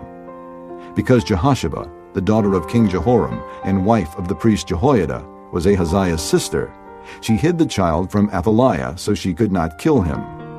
He remained hidden with them at the temple of God for 6 years while Athaliah ruled the land. This concludes Disc 25. Chapter 23. In the 7th year, Jehoiada showed his strength. He made a covenant with the commanders of units of 100. Azariah, son of Jeroham, Ishmael, son of Jehohanan, Azariah, son of Obed, Maaseiah, son of Adaiah, and Elishaphat, son of Zichri. They went throughout Judah and gathered the Levites and the heads of Israelite families from all the towns. When they came to Jerusalem, the whole assembly made a covenant with the king at the temple of God. Jehoiada said to them, "The king's son shall reign, as the Lord promised concerning the descendants of David. Now this is what you are to do. A third of you priests and Levites who are going on duty on the Sabbath are to keep watch at the doors. A third of you at the royal palace, and a third at the foundation gate. And all the other men are to be in the courtyards of the temple of the Lord. No one is to enter the temple of the Lord except the priests and Levites on duty. They may enter because they are consecrated, but all the other men are to guard what the Lord has assigned to them. The Levites are to station themselves around the king, each man with his weapons in his hand. Anyone who enters the temple must be put to death. Stay close to the king wherever he goes." The Levites and all the men of Judah did just as Jehoiada the priest ordered. Each one took his men, those who were going on duty on the Sabbath, and those who were going off duty, for Jehoiada the priest had not released any of the divisions. Then he gave the commanders of units of 100 the spears and the large and small shields that had belonged to King David, and that were in the temple of God. He stationed all the men, each with his weapon in his hand, around the king, near the altar in the temple, from the south side to the north side of the temple. Jehoiada and his sons brought out the king's son and put the crown on him. They presented him with a copy of the covenant and proclaimed him king. They anointed him and shouted, "Long live the king!" When Athaliah heard the noise of the people running and cheering the king, she went to them at the temple of the Lord. She looked, and there was the king, standing by his pillar at the entrance. The officers and the trumpeters were beside the king, and all the people of the land were rejoicing and blowing trumpets, and singers with musical instruments were leading the praises. Then Athaliah tore her robes and shouted, "Treason! Treason!" Jehoiada the priest sent out the commanders of units of 100 who were in charge of the troops, and said to them, "Bring her out between the ranks, and put to the sword anyone who follows her." For the priest had said, "Do not put her to death at the temple of the Lord." So they seized her as she reached the entrance of the horse gate on the palace grounds, and there they put her to death. Jehoiada then made a covenant that he and the people and the king would be the Lord's people. All the people went to the temple of Baal and tore it down. They smashed the altars and idols and killed Mattan, the priest of Baal, in front of the altars. Then Jehoiada placed the oversight of the temple of the Lord in the hands of the priests, who were Levites, to whom David had made assignments in the temple, to present the burnt offerings of the Lord as written in the law of Moses, with rejoicing and singing, as David had ordered. He also stationed doorkeepers at the gates of the Lord's temple, so that no one who was in any way unclean might enter. He took with him the commanders of hundreds, the nobles, the rulers of the people, and all the people of the land, and brought the king down from the temple of the Lord. They went into the palace through the upper gate, and seated the king on the royal throne. And all the people of the land rejoiced. And the city was quiet, because Athaliah had been slain with the sword. Chapter 24. Joash was 7 years old when he became king, and he reigned in Jerusalem 40 years. His mother's name was Zibiah. She was from Beersheba. Joash did what was right in the eyes of the Lord all the years of Jehoiada the priest. Jehoiada chose 2 wives for him, and he had sons and daughters. Sometime later, Joash decided to restore the temple of the Lord. He called together the priests and Levites and said to them, "Go to the towns of Judah and collect the money due annually from all Israel to repair the temple of your God. Do it now." But the Levites did not act at once. Therefore the king summoned Jehoiada the chief priest and said to him, "Why haven't you required the Levites to bring in from Judah and Jerusalem the tax imposed by Moses, the servant of the Lord, and by the assembly of Israel for the tent of the testimony?" Now the sons of that wicked woman Athaliah had broken into the temple of God and had used even its sacred objects for the Baals. At the king's command, a chest was made and placed outside at the gate of the temple of the Lord. A proclamation was then issued in Judah and Jerusalem that they should bring to the Lord the tax that Moses the servant of God had required of Israel in the desert. All the officials and all the people brought their contributions gladly, dropping them into the chest until it was full. Whenever the chest was brought in by the Levites to the king's officials, and they saw that there was a large amount of money, the royal secretary and the officer of the chief priest would come and empty the chest and carry it back to its place. They did this regularly and collected a great amount of money. The king and Jehoiada gave it to the men who carried out the work required for the temple of the Lord. They hired masons and carpenters to restore the Lord's temple, and also workers in iron and bronze to repair the temple. The men in charge of the work were diligent, and the repairs progressed under them. They rebuilt the temple of God according to its original design and reinforced it. When they had finished, they brought the rest of the money to the king and Jehoiada, and with it were made articles for the Lord's temple, articles for the service and for the burnt offerings, and also dishes and other objects of gold and silver. As long as Jehoiada lived, burnt offerings were presented continually in the temple of the Lord. Now Jehoiada was old and full of years, and he died at the age of 130. He was buried with the kings in the city of David, because of the good he had done in Israel for God and his temple. After the death of Jehoiada, the officials of Judah came and paid homage to the king, and he listened to them. They abandoned the temple of the Lord, the God of their fathers, and worshipped Asherah poles and idols. Because of their guilt, God's anger came upon Judah and Jerusalem. Although the Lord sent prophets to the people to bring them back to him, and though they testified against them, they would not listen. Then the Spirit of God came upon Zechariah, son of Jehoiada the priest. He stood before the people and said, "This is what God says. Why do you disobey the Lord's commands? You will not prosper. Because you have forsaken the Lord, he has forsaken you." But they plotted against him, and by order of the king they stoned him to death in the courtyard of the Lord's temple. King Joash did not remember the kindness Zechariah's father Jehoiada had shown him, but killed his son, who said as he lay dying, "May the Lord see this and call you to account." At the turn of the year, the army of Aram marched against Joash. It invaded Judah and Jerusalem and killed all the leaders of the people. They sent all the plunder to their king in Damascus. Although the Aramean army had come with only a few men, the Lord delivered into their hands a much larger army. Because Judah had forsaken the Lord, the God of their fathers, judgment was executed on Joash. When the Arameans withdrew, they left Joash severely wounded. His officials conspired against him for murdering the son of Jehoiada the priest, and they killed him in his bed.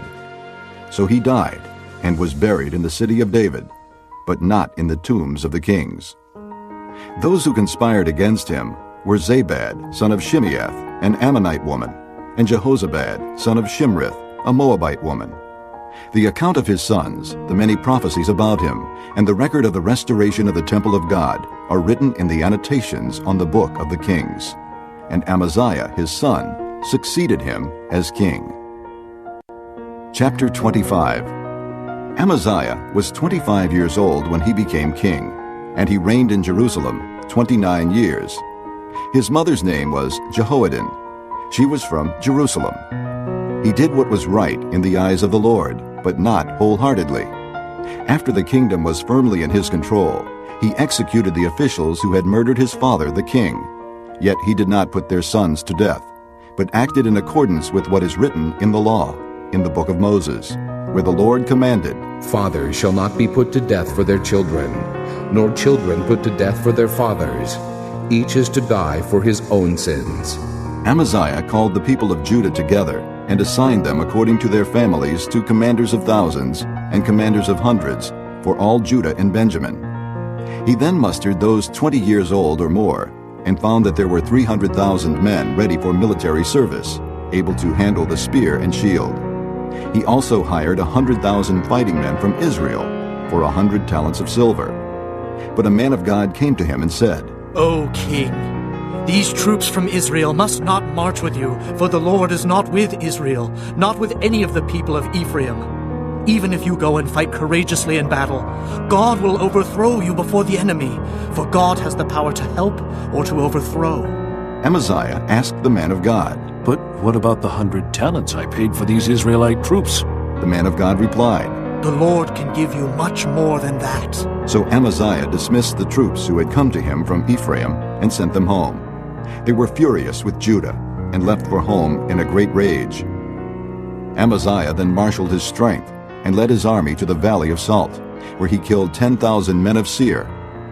The army of Judah also captured 10,000 men alive, took them to the top of a cliff, and threw them down so that all were dashed to pieces. Meanwhile, the troops that Amaziah had sent back and had not allowed to take part in the war raided Judean towns from Samaria to Beth-horon. They killed 3,000 people and carried off great quantities of plunder. When Amaziah returned from slaughtering the Edomites, he brought back the gods of the people of Seir.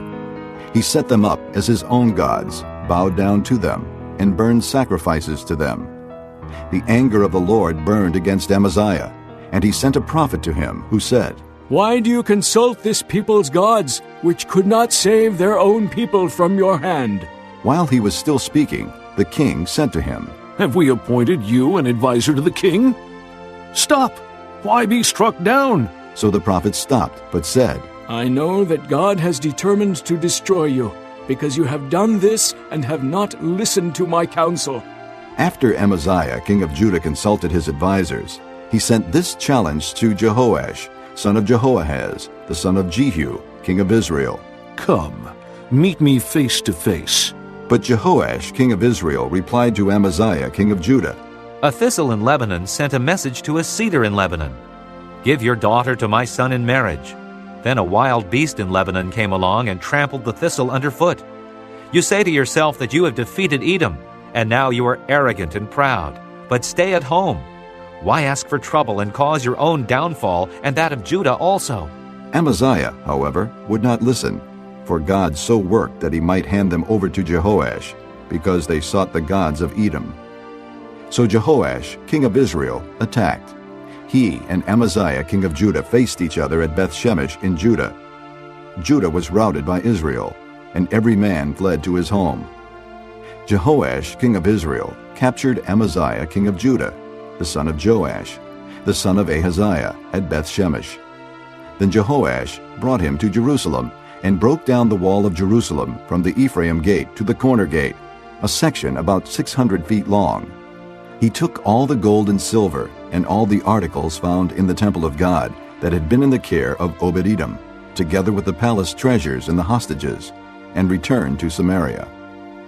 Amaziah, son of Joash, king of Judah, lived for 15 years after the death of Jehoash, son of Jehoahaz, king of Israel.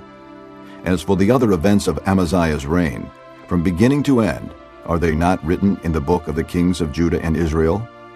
From the time that Amaziah turned away from following the Lord, they conspired against him in Jerusalem, and he fled to Lachish. But they sent men after him to Lachish, and killed him there. He was brought back by horse, and was buried with his fathers in the city of Judah. Chapter 26. Then all the people of Judah took Uzziah, who was 16 years old, and made him king in place of his father Amaziah. He was the one who rebuilt Elath, and restored it to Judah after Amaziah rested with his fathers. Uzziah was 16 years old when he became king, and he reigned in Jerusalem 52 years. His mother's name was Jechaliah. She was from Jerusalem. He did what was right in the eyes of the Lord, just as his father Amaziah had done. He sought God during the days of Zechariah, who instructed him in the fear of God. As long as he sought the Lord, God gave him success. He went to war against the Philistines and broke down the walls of Gath, Jabneh, and Ashdod. He then rebuilt towns near Ashdod and elsewhere among the Philistines.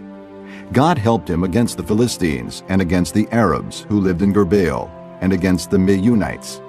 The Ammonites brought tribute to Uzziah, and his fame spread as far as the border of Egypt, because he had become very powerful. Uzziah built towers in Jerusalem at the corner gate, at the valley gate, and at the angle of the wall, and he fortified them. He also built towers in the desert and dug many cisterns, because he had much livestock in the foothills and in the plain. He had people working his fields and vineyards in the hills and in the fertile lands, for he loved the soil. Uzziah had a well-trained army, ready to go out by divisions according to their numbers, as mustered by Jael, the secretary, and Maaseiah, the officer under the direction of Hananiah, one of the royal officials. The total number of family leaders over the fighting men was 2,600. Under their command was an army of 307,500 men trained for war, a powerful force to support the king against his enemies. Uzziah provided shields, spears, helmets, coats of armor, bows, and sling stones for the entire army. In Jerusalem, he made machines designed by skillful men for use on the towers and on the corner defenses to shoot arrows and hurl large stones. His fame spread far and wide, for he was greatly helped until he became powerful. But after Uzziah became powerful, his pride led to his downfall. He was unfaithful to the Lord his God, and entered the temple of the Lord to burn incense on the altar of incense. Azariah the priest, with 80 other courageous priests of the Lord, followed him in. They confronted him and said, "It is not right for you, Uzziah, to burn incense to the Lord. That is for the priests, the descendants of Aaron, who have been consecrated to burn incense. Leave the sanctuary, for you have been unfaithful, and you will not be honored by the Lord God." Uzziah, who had a censer in his hand ready to burn incense, became angry. While he was raging at the priests in their presence before the incense altar in the Lord's temple, leprosy broke out on his forehead. When Azariah the chief priest and all the other priests looked at him, they saw that he had leprosy on his forehead, so they hurried him out. Indeed, he himself was eager to leave, because the Lord had afflicted him. King Uzziah had leprosy until the day he died. He lived in a separate house, leprous and excluded from the temple of the Lord. Jotham, his son, had charge of the palace and governed the people of the land. The other events of Uzziah's reign, from beginning to end, are recorded by the prophet Isaiah, son of Amoz. Uzziah rested with his fathers and was buried near them in a field for burial that belonged to the kings, for people said, "He had leprosy." And Jotham his son succeeded him as king. Chapter 27. Jotham was 25 years old when he became king, and he reigned in Jerusalem 16 years. His mother's name was Jerusha, daughter of Zadok. He did what was right in the eyes of the Lord, just as his father Uzziah had done. But unlike him, he did not enter the temple of the Lord. The people, however, continued their corrupt practices. Jotham rebuilt the upper gate of the temple of the Lord and did extensive work on the wall at the hill of Ophel. He built towns in the Judean hills and forts and towers in the wooded areas. Jotham made war on the king of the Ammonites and conquered them. That year the Ammonites paid him 100 talents of silver, 10,000 cores of wheat, and 10,000 cores of barley. The Ammonites brought him the same amount also in the second and third years. Jotham grew powerful because he walked steadfastly before the Lord his God. The other events in Jotham's reign, including all his wars and the other things he did, are written in the book of the kings of Israel and Judah. He was 25 years old when he became king, and he reigned in Jerusalem 16 years. Jotham rested with his fathers and was buried in the city of David, and Ahaz, his son, succeeded him as king. Chapter 28. Ahaz was 20 years old when he became king, and he reigned in Jerusalem 16 years. Unlike David his father, he did not do what was right in the eyes of the Lord. He walked in the ways of the kings of Israel, and also made cast idols for worshipping the Baals. He burned sacrifices in the valley of Ben-Hinnom, and sacrificed his sons in the fire, following the detestable ways of the nations the Lord had driven out before the Israelites. He offered sacrifices and burned incense at the high places, on the hilltops, and under every spreading tree. Therefore the Lord his God handed him over to the king of Aram. The Arameans defeated him, and took many of his people as prisoners and brought them to Damascus. He was also given into the hands of the king of Israel, who inflicted heavy casualties on him. In one day Pekah, son of Remaliah, killed 120,000 soldiers in Judah, because Judah had forsaken the Lord, the God of their fathers. Zichri, an Ephraimite warrior, killed Maaseiah, the king's son, Azrikam, the officer in charge of the palace, and Elkanah, second to the king. The Israelites took captive from their kinsmen 200,000 wives, sons, and daughters. They also took a great deal of plunder, which they carried back to Samaria. But a prophet of the Lord named Oded was there, and he went out to meet the army when it returned to Samaria. He said to them, "Because the Lord, the God of your fathers, was angry with Judah, he gave them into your hand. But you have slaughtered them in a rage that reaches to heaven. And now you intend to make the men and women of Judah and Jerusalem your slaves. But aren't you also guilty of sins against the Lord your God? Now listen to me. Send back your fellow countrymen you have taken as prisoners, for the Lord's fierce anger rests on you." Then some of the leaders in Ephraim, Azariah, son of Jehohanan, Berechiah, son of Meshillemoth, Jehizkiah, son of Shallum, and Amasa, son of Hadlai, confronted those who were arriving from the war. "You must not bring those prisoners here," they said, "or we will be guilty before the Lord. Do you intend to add to our sin and guilt? For our guilt is already great, and his fierce anger rests on Israel." So the soldiers gave up the prisoners and plunder in the presence of the officials and all the assembly. The men designated by name took the prisoners, and from the plunder they clothed all who were naked.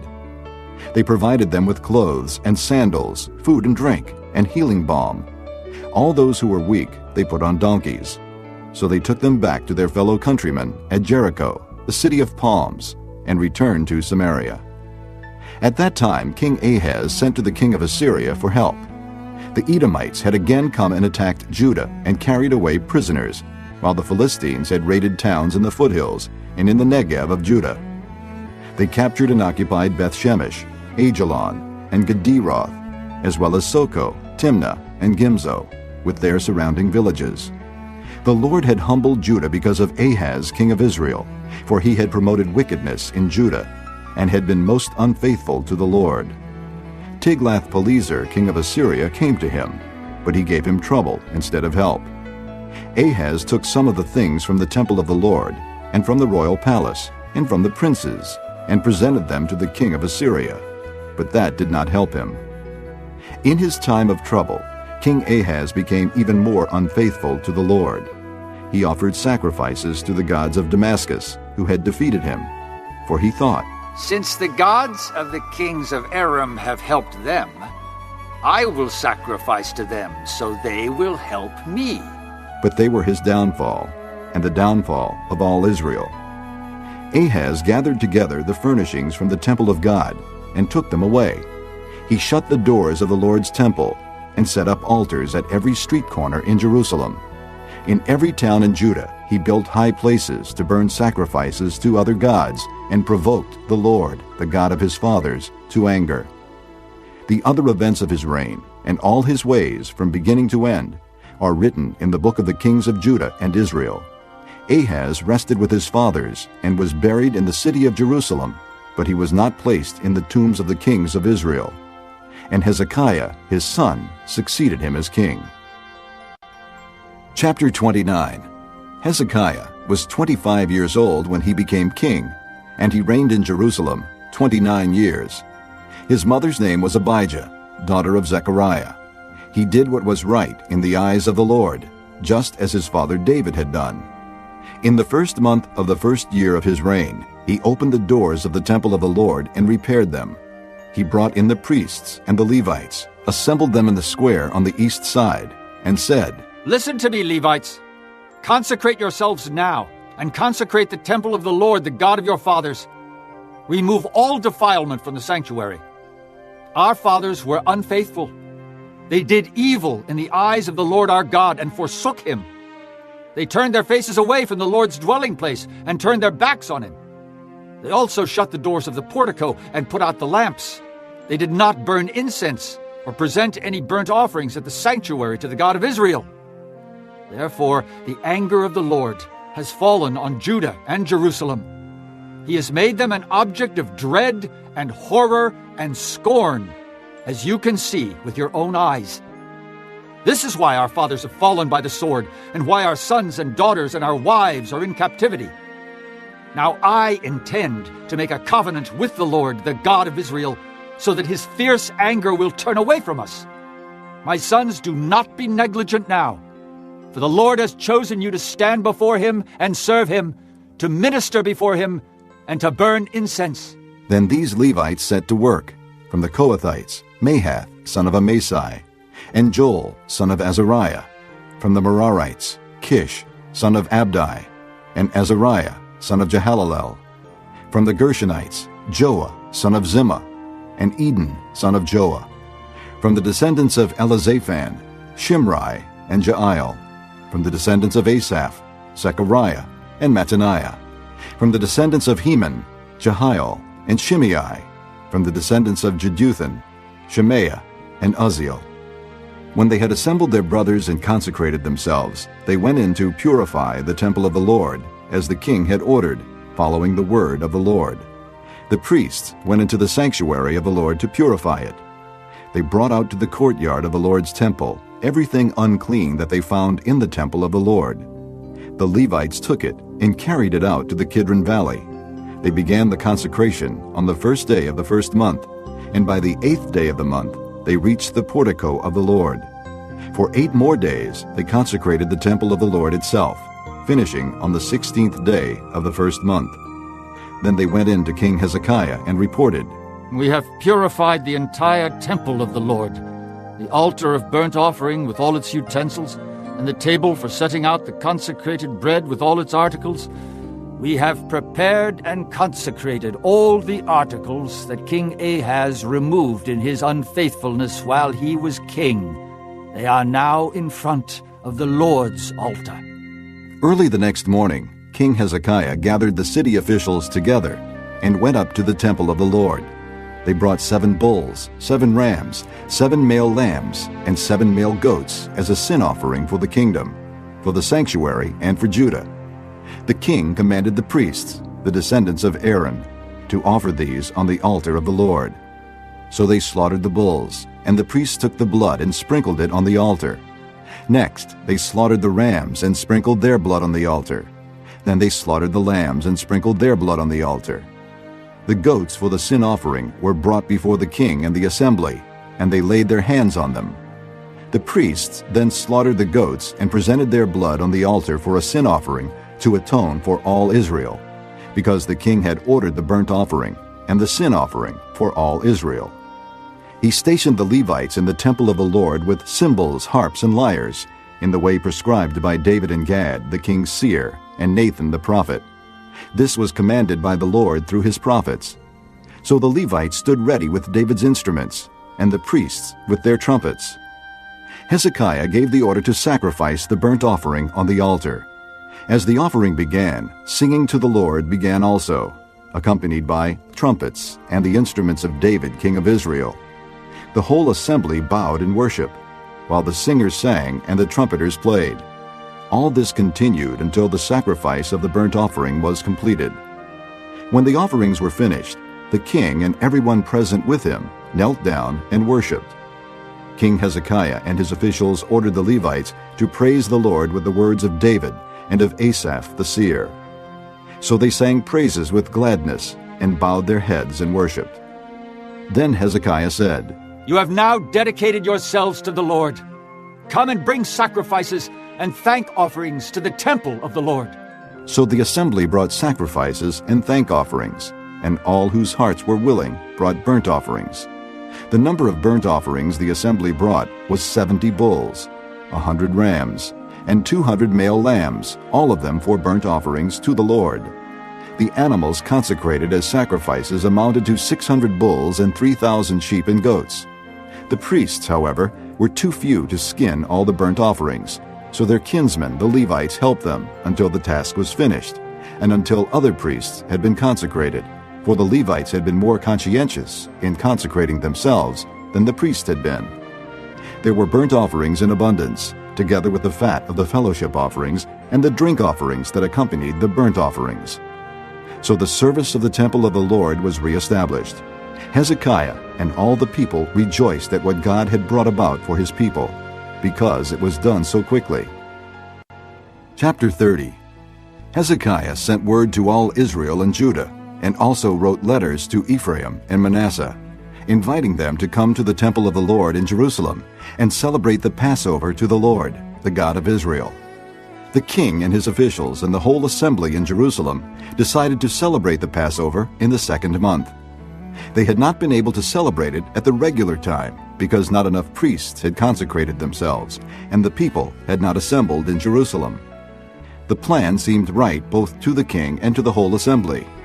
They decided to send a proclamation throughout Israel, from Beersheba to Dan, calling the people to come to Jerusalem and celebrate the Passover to the Lord, the God of Israel. It had not been celebrated in large numbers according to what was written.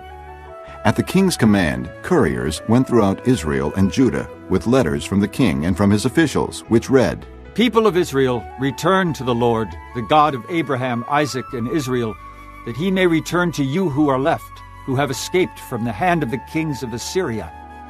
Do not be like your fathers and brothers, who were unfaithful to the Lord, the God of their fathers, so that he made them an object of horror, as you see. Do not be stiff-necked, as your fathers were. Submit to the Lord. Come to the sanctuary, which he has consecrated forever. Serve the Lord your God, so that his fierce anger will turn away from you. If you return to the Lord, then your brothers and your children will be shown compassion by their captors and will come back to this land. For the Lord your God is gracious and compassionate. He will not turn his face from you if you return to him. The couriers went from town to town in Ephraim and Manasseh, as far as Zebulun. But the people scorned and ridiculed them. Nevertheless, some men of Asher, Manasseh, and Zebulun humbled themselves and went to Jerusalem. Also in Judah, the hand of God was on the people to give them unity of mind, to carry out what the king and his officials had ordered, following the word of the Lord. A very large crowd of people assembled in Jerusalem to celebrate the Feast of Unleavened Bread in the 2nd month. They removed the altars in Jerusalem and cleared away the incense altars and threw them into the Kidron Valley. They slaughtered the Passover lamb on the 14th day of the 2nd month. The priests and the Levites were ashamed and consecrated themselves and brought burnt offerings to the temple of the Lord. Then they took up their regular positions as prescribed in the law of Moses, the man of God. The priests sprinkled the blood handed to them by the Levites. Since many in the crowd had not consecrated themselves, the Levites had to kill the Passover lambs for all those who were not ceremonially clean and could not consecrate their lambs to the Lord. Although most of the many people who came from Ephraim, Manasseh, Issachar, and Zebulun had not purified themselves, yet they ate the Passover, contrary to what was written. But Hezekiah prayed for them, saying, May the Lord, who is good, pardon everyone who sets his heart on seeking God, the Lord, the God of his fathers, even if he is not clean according to the rules of the sanctuary. And the Lord heard Hezekiah and healed the people. The Israelites who were present in Jerusalem celebrated the Feast of Unleavened Bread for 7 days with great rejoicing, while the Levites and priests sang to the Lord every day, accompanied by the Lord's instruments of praise. Hezekiah spoke encouragingly to all the Levites, who showed good understanding of the service of the Lord. For the 7 days they ate their assigned portion and offered fellowship offerings and praised the Lord, the God of their fathers. The whole assembly then agreed to celebrate the festival 7 more days. So for another 7 days they celebrated joyfully. Hezekiah, king of Judah, provided 1,000 bulls and 7,000 sheep and goats for the assembly, and the officials provided them with 1,000 bulls and 10,000 sheep and goats. A great number of priests consecrated themselves. The entire assembly of Judah rejoiced, along with the priests and Levites and all who had assembled from Israel, including the aliens who had come from Israel and those who lived in Judah. There was great joy in Jerusalem, for since the days of Solomon, son of David, king of Israel, there had been nothing like this in Jerusalem. The priests and the Levites stood to bless the people, and God heard them, for their prayer reached heaven, his holy dwelling place. Chapter 31. When all this had ended, the Israelites who were there went out to the towns of Judah, smashed the sacred stones, and cut down the Asherah poles. They destroyed the high places and the altars throughout Judah and Benjamin, and in Ephraim and Manasseh. After they had destroyed all of them, the Israelites returned to their own towns and to their own property. Hezekiah assigned the priests and Levites to divisions, each of them according to their duties as priests or Levites, to offer burnt offerings and fellowship offerings, to minister, to give thanks, and to sing praises at the gates of the Lord's dwelling. The king contributed from his own possessions for the morning and evening burnt offerings, and for the burnt offerings on the Sabbaths, new moons, and appointed feasts, as written in the law of the Lord. He ordered the people living in Jerusalem to give the portion due the priests and Levites, so they could devote themselves to the law of the Lord. As soon as the order went out, the Israelites generously gave the first fruits of their grain, new wine, oil, and honey, and all that the fields produced. They brought a great amount, a tithe of everything. The men of Israel and Judah, who lived in the towns of Judah, also brought a tithe of their herds and flocks, and a tithe of the holy things dedicated to the Lord their God, and they piled them in heaps. They began doing this in the 3rd month, and finished in the 7th month. When Hezekiah and his officials came and saw the heaps, they praised the Lord and blessed his people Israel. Hezekiah asked the priests and Levites about the heaps, and Azariah, the chief priest from the family of Zadok, answered, "Since the people began to bring their contributions to the temple of the Lord, we have had enough to eat and plenty to spare, because the Lord has blessed his people, and this great amount is left over." Hezekiah gave orders to prepare storerooms in the temple of the Lord, and this was done. Then they faithfully brought in the contributions, tithes, and dedicated gifts. Conaniah, a Levite, was in charge of these things, and his brother Shimei was next in rank. Jehiel, Azaziah, Nahath, Asahel, Jeremoth, Jozabad, Eliel, Ismachiah, Mahath, and Benaiah were supervisors under Conaniah and Shimei his brother, by appointment of King Hezekiah, and Azariah, the official in charge of the temple of God. Kori, son of Imnah the Levite, keeper of the east gate, was in charge of the freewill offerings given to God, distributing the contributions made to the Lord, and also the consecrated gifts. Eden, Miniamin, Jeshua, Shemaiah, Amariah, and Shechaniah assisted him faithfully in the towns of the priests, distributing to their fellow priests according to their divisions, old and young alike.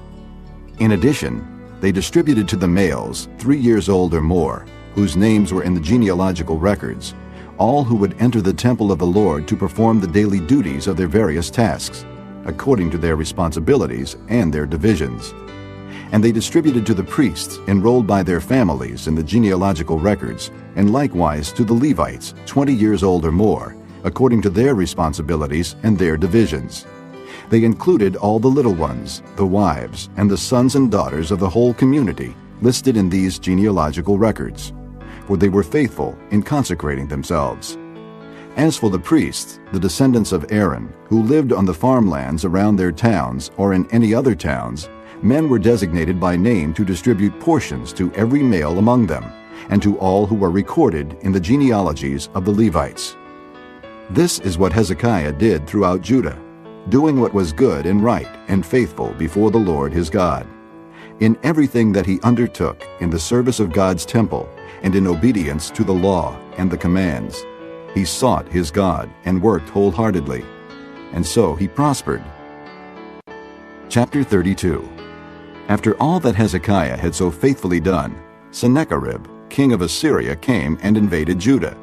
He laid siege to the fortified cities, thinking to conquer them for himself. When Hezekiah saw that Sennacherib had come and that he intended to make war on Jerusalem, he consulted with his officials and military staff about blocking off the water from the springs outside the city, and they helped him. A large force of men assembled, and they blocked all the springs and the stream that flowed through the land. "Why should the kings of Assyria come and find plenty of water?" they said.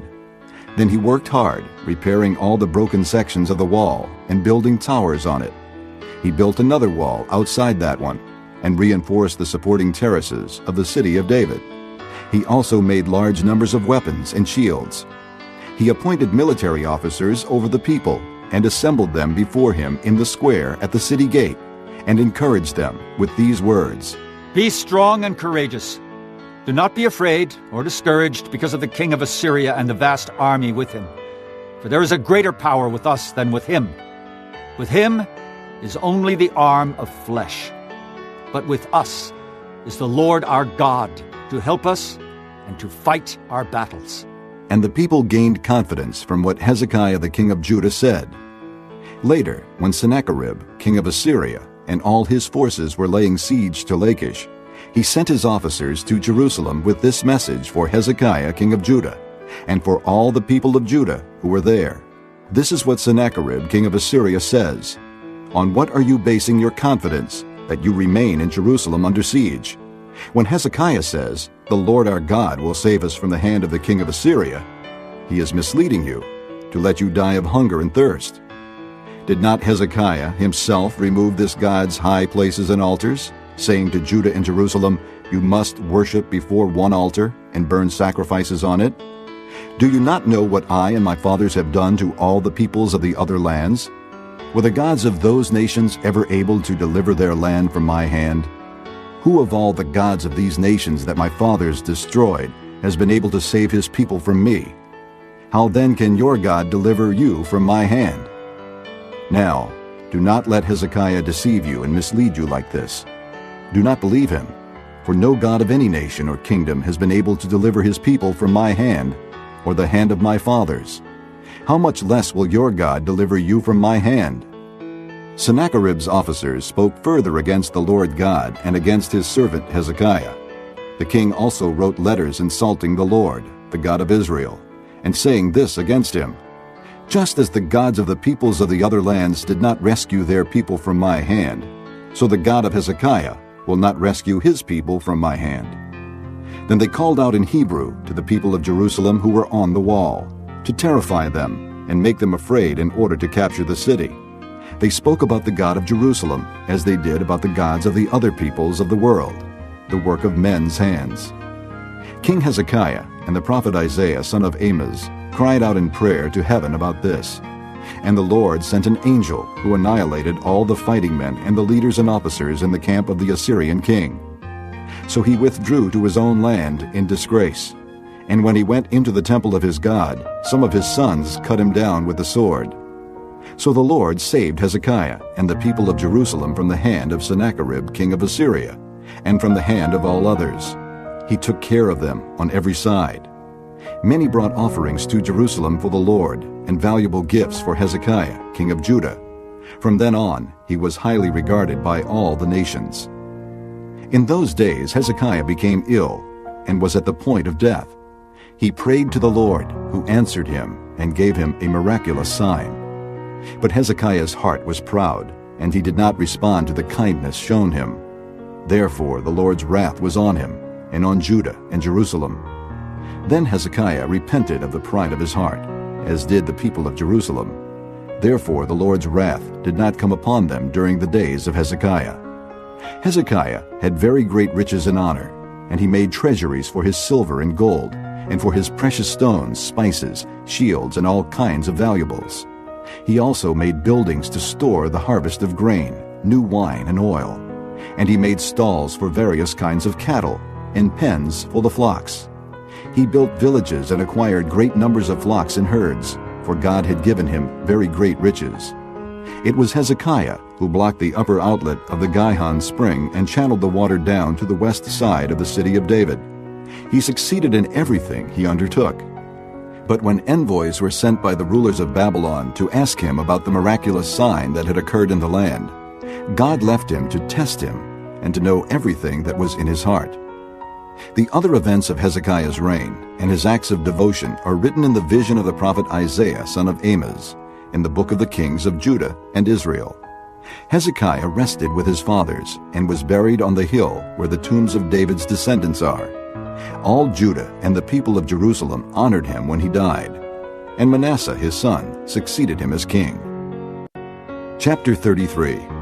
Manasseh was 12 years old when he became king, and he reigned in Jerusalem 55 years. He did evil in the eyes of the Lord, following the detestable practices of the nations the Lord had driven out before the Israelites. He rebuilt the high places his father Hezekiah had demolished, He also erected altars to the Baals and made Asherah poles. He bowed down to all the starry hosts and worshipped them. He built altars in the temple of the Lord, of which the Lord had said, My name will remain in Jerusalem forever. In both courts of the temple of the Lord, he built altars to all the starry hosts. He sacrificed his sons in the fire in the valley of Ben-Hinnom, practiced sorcery, divination, and witchcraft, and consulted mediums and spiritists. He did much evil in the eyes of the Lord, provoking him to anger. He took the carved image he had made and put it in God's temple, of which God had said to David and to his son Solomon, In this temple and in Jerusalem, which I have chosen out of all the tribes of Israel, I will put my name forever. I will not again make the feet of the Israelites leave the land I assigned to your forefathers, if only they will be careful to do everything I commanded them concerning all the laws, decrees, and ordinances given through Moses. But Manasseh led Judah and the people of Jerusalem astray, so that they did more evil than the nations the Lord had destroyed before the Israelites. The Lord spoke to Manasseh and his people, but they paid no attention. So the Lord brought against them the army commanders of the king of Assyria, who took Manasseh prisoner, put a hook in his nose, bound him with bronze shackles, and took him to Babylon. In his distress he sought the favor of the Lord his God, and humbled himself greatly before the God of his fathers. And when he prayed to him, the Lord was moved by his entreaty, and listened to his plea. So he brought him back to Jerusalem and to his kingdom. Then Manasseh knew that the Lord is God.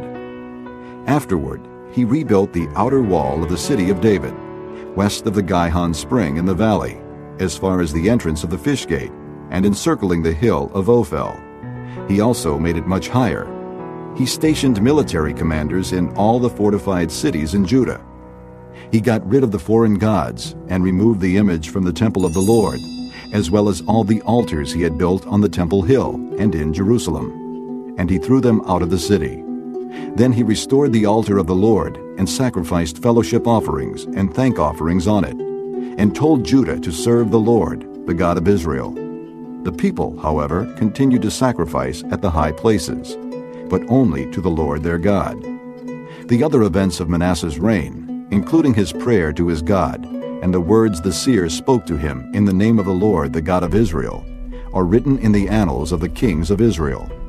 His prayer and how God was moved by his entreaty, as well as all his sins and unfaithfulness, and the sites where he built high places and set up Asherah poles and idols before he humbled himself, all are written in the records of the seers. Manasseh rested with his fathers and was buried in his palace, and Amon, his son, succeeded him as king. Amon was 22 years old when he became king, and he reigned in Jerusalem 2 years. He did evil in the eyes of the Lord, as his father Manasseh had done. Amon worshipped and offered sacrifices to all the idols Manasseh had made. But unlike his father Manasseh, he did not humble himself before the Lord. Amon increased his guilt. Ammon's officials conspired against him and assassinated him in his palace. Then the people of the land killed all who had plotted against King Ammon, and they made Josiah, his son, king in his place. Chapter 34. Josiah was 8 years old when he became king, and he reigned in Jerusalem 31 years.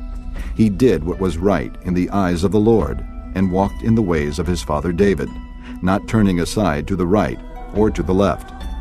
In the 8th year of his reign, while he was still young, he began to seek the God of his father David. In his 12th year, he began to purge Judah and Jerusalem of high places, Asherah poles, carved idols, and cast images. Under his direction, the altars of the Baals were torn down.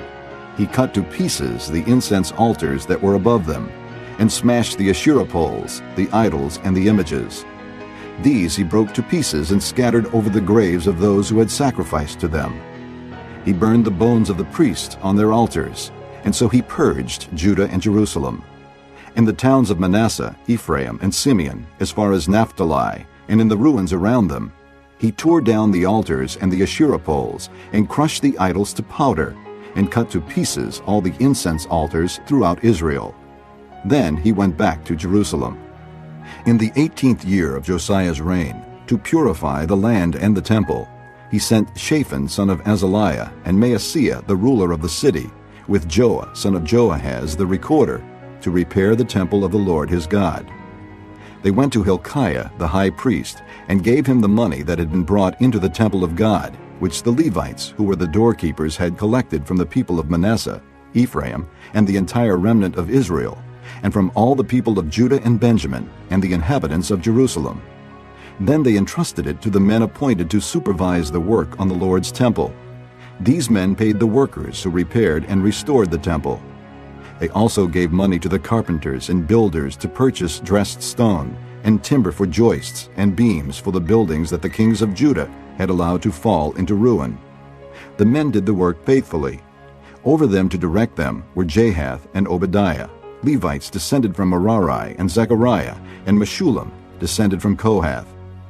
The Levites, all who were skilled in playing musical instruments, had charge of the laborers and supervised all the workers from job to job. Some of the Levites were secretaries, scribes, and doorkeepers. While they were bringing out the money that had been taken into the temple of the Lord, Hilkiah the priest found the book of the law of the Lord that had been given through Moses. Hilkiah said to Shaphan the secretary, "I have found the book of the law in the temple of the Lord." He gave it to Shaphan. Then Shaphan took the book to the king and reported to him, "Your officials are doing everything that has been committed to them. They have paid out the money that was in the temple of the Lord and have entrusted it to the supervisors and workers." Then Shaphan the secretary informed the king, "Hilkiah the priest has given me a book." And Shaphan read from it in the presence of the king. When the king heard the words of the law, he tore his robes. He gave these orders to Hilkiah, Ahikam son of Shaphan, Abdon son of Micah, Shaphan the secretary, and Isaiah the king's attendant. "Go and inquire of the Lord for me, and for the remnant in Israel and Judah, about what is written in this book that has been found. Great is the Lord's anger that is poured out on us, because our fathers have not kept the word of the Lord. They have not acted in accordance with all that is written in this book."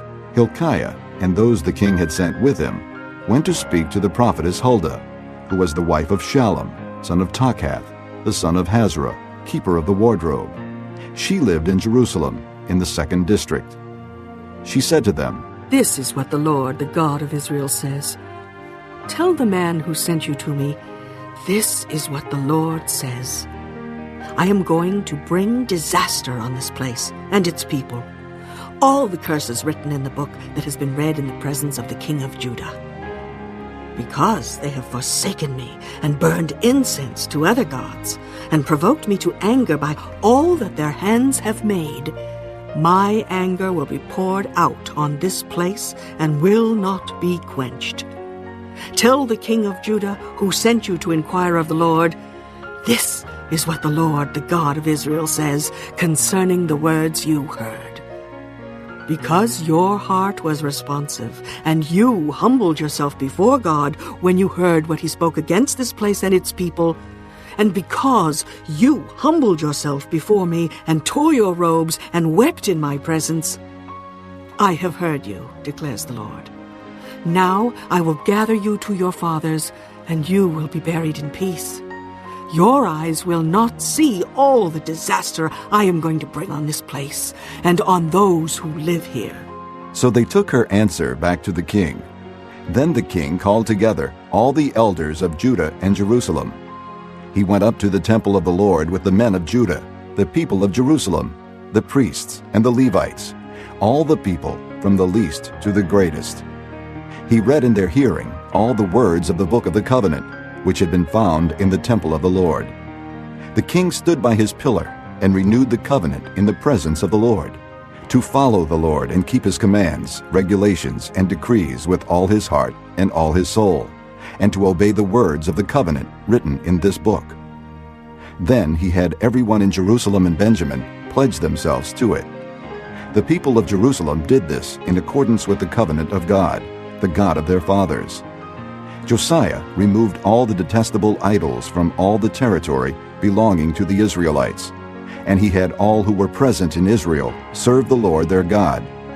As long as he lived, they did not fail to follow the Lord, the God of their fathers. Chapter 35. Josiah celebrated the Passover to the Lord in Jerusalem, and the Passover lamb was slaughtered on the 14th day of the first month. He appointed the priests to their duties and encouraged them in the service of the Lord's temple.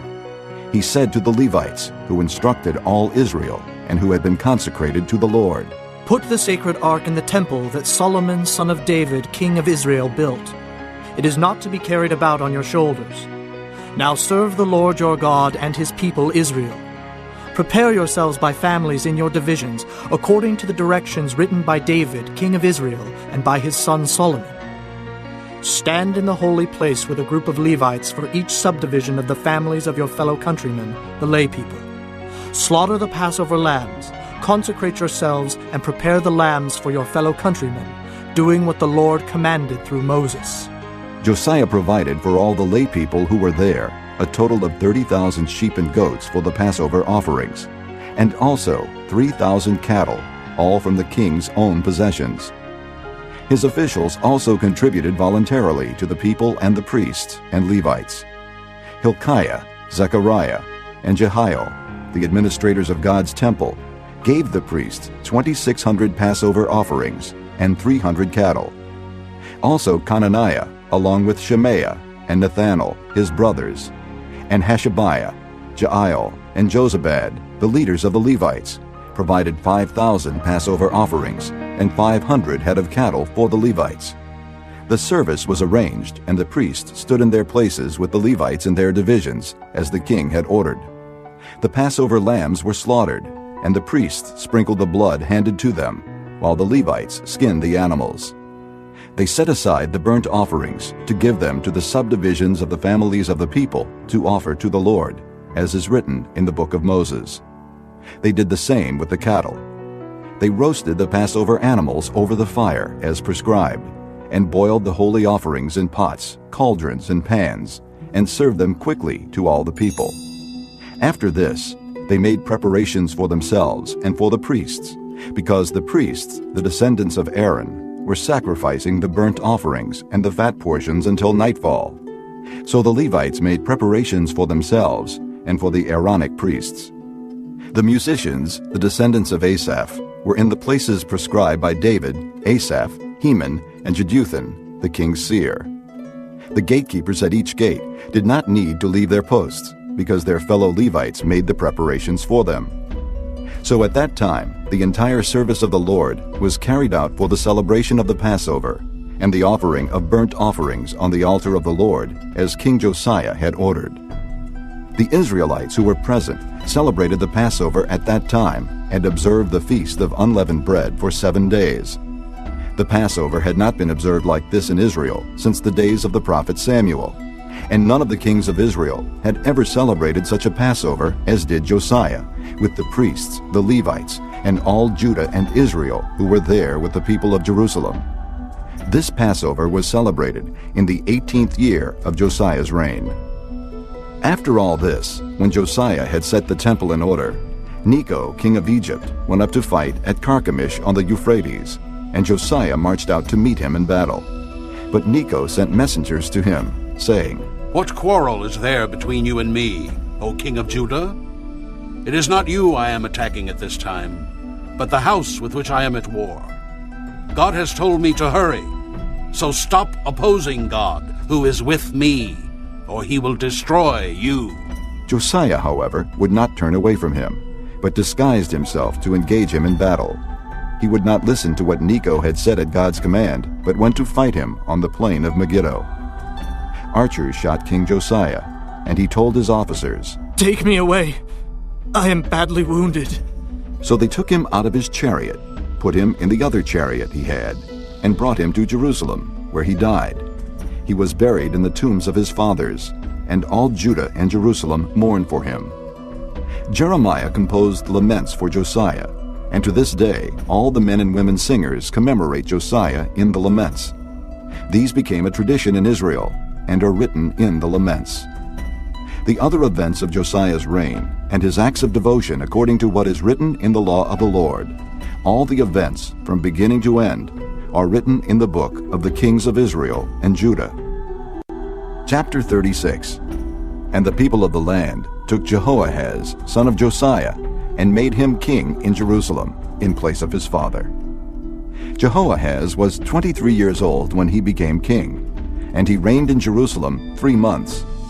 The king of Egypt dethroned him in Jerusalem and imposed on Judah a levy of 100 talents of silver and a talent of gold. The king of Egypt made Eliakim, a brother of Jehoahaz, king over Judah and Jerusalem, and changed Eliakim's name to Jehoiakim.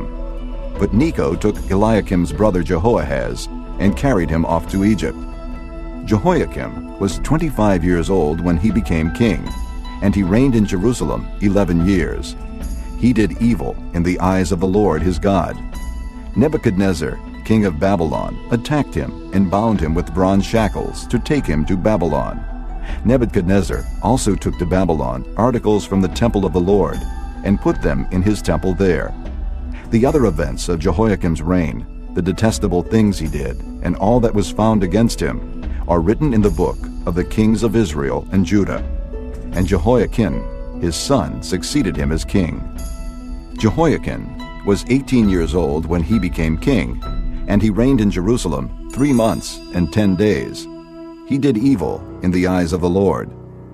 In the spring, King Nebuchadnezzar sent for him and brought him to Babylon, together with articles of value from the temple of the Lord. And he made Jehoiakim's uncle, Zedekiah, king over Judah and Jerusalem. Zedekiah was 21 years old when he became king, and he reigned in Jerusalem 11 years. He did evil in the eyes of the Lord his God, and did not humble himself before Jeremiah the prophet, who spoke the word of the Lord. He also rebelled against King Nebuchadnezzar, who had made him take an oath in God's name. He became stiff-necked and hardened his heart, and would not turn to the Lord, the God of Israel. Furthermore, all the leaders of the priests and the people became more and more unfaithful, following all the detestable practices of the nations and defiling the temple of the Lord, which he had consecrated in Jerusalem. The Lord, the God of their fathers, sent word to them through his messengers again and again, because he had pity on his people and on his dwelling place. But they mocked God's messengers, despised his words, and scoffed at his prophets, until the wrath of the Lord was aroused against his people, and there was no remedy. He brought up against them the king of the Babylonians, who killed their young men with the sword in the sanctuary, and spared neither young man nor young woman, old man or aged. God handed all of them over to Nebuchadnezzar. He carried to Babylon all the articles from the temple of God, both large and small, and the treasures of the Lord's temple, and the treasures of the king and his officials. They set fire to God's temple and broke down the wall of Jerusalem. They burned all the palaces and destroyed everything of value there. He carried into exile to Babylon the remnant who escaped from the sword, and they became servants to him and his sons until the kingdom of Persia came to power. The land enjoyed its Sabbath rests. All the time of its desolation it rested, until the 70 years were completed in fulfillment of the word of the Lord spoken by Jeremiah. In the first year of Cyrus, king of Persia, in order to fulfill the word of the Lord spoken by Jeremiah, the Lord moved the heart of Cyrus, king of Persia, to make a proclamation throughout his realm, and to put it in writing. This is what Cyrus, king of Persia, says. The Lord, the God of heaven, has given me all the kingdoms of the earth, and he has appointed me to build a temple for him at Jerusalem in Judah. Any one of his people among you, may the Lord his God be with him, and let him go up.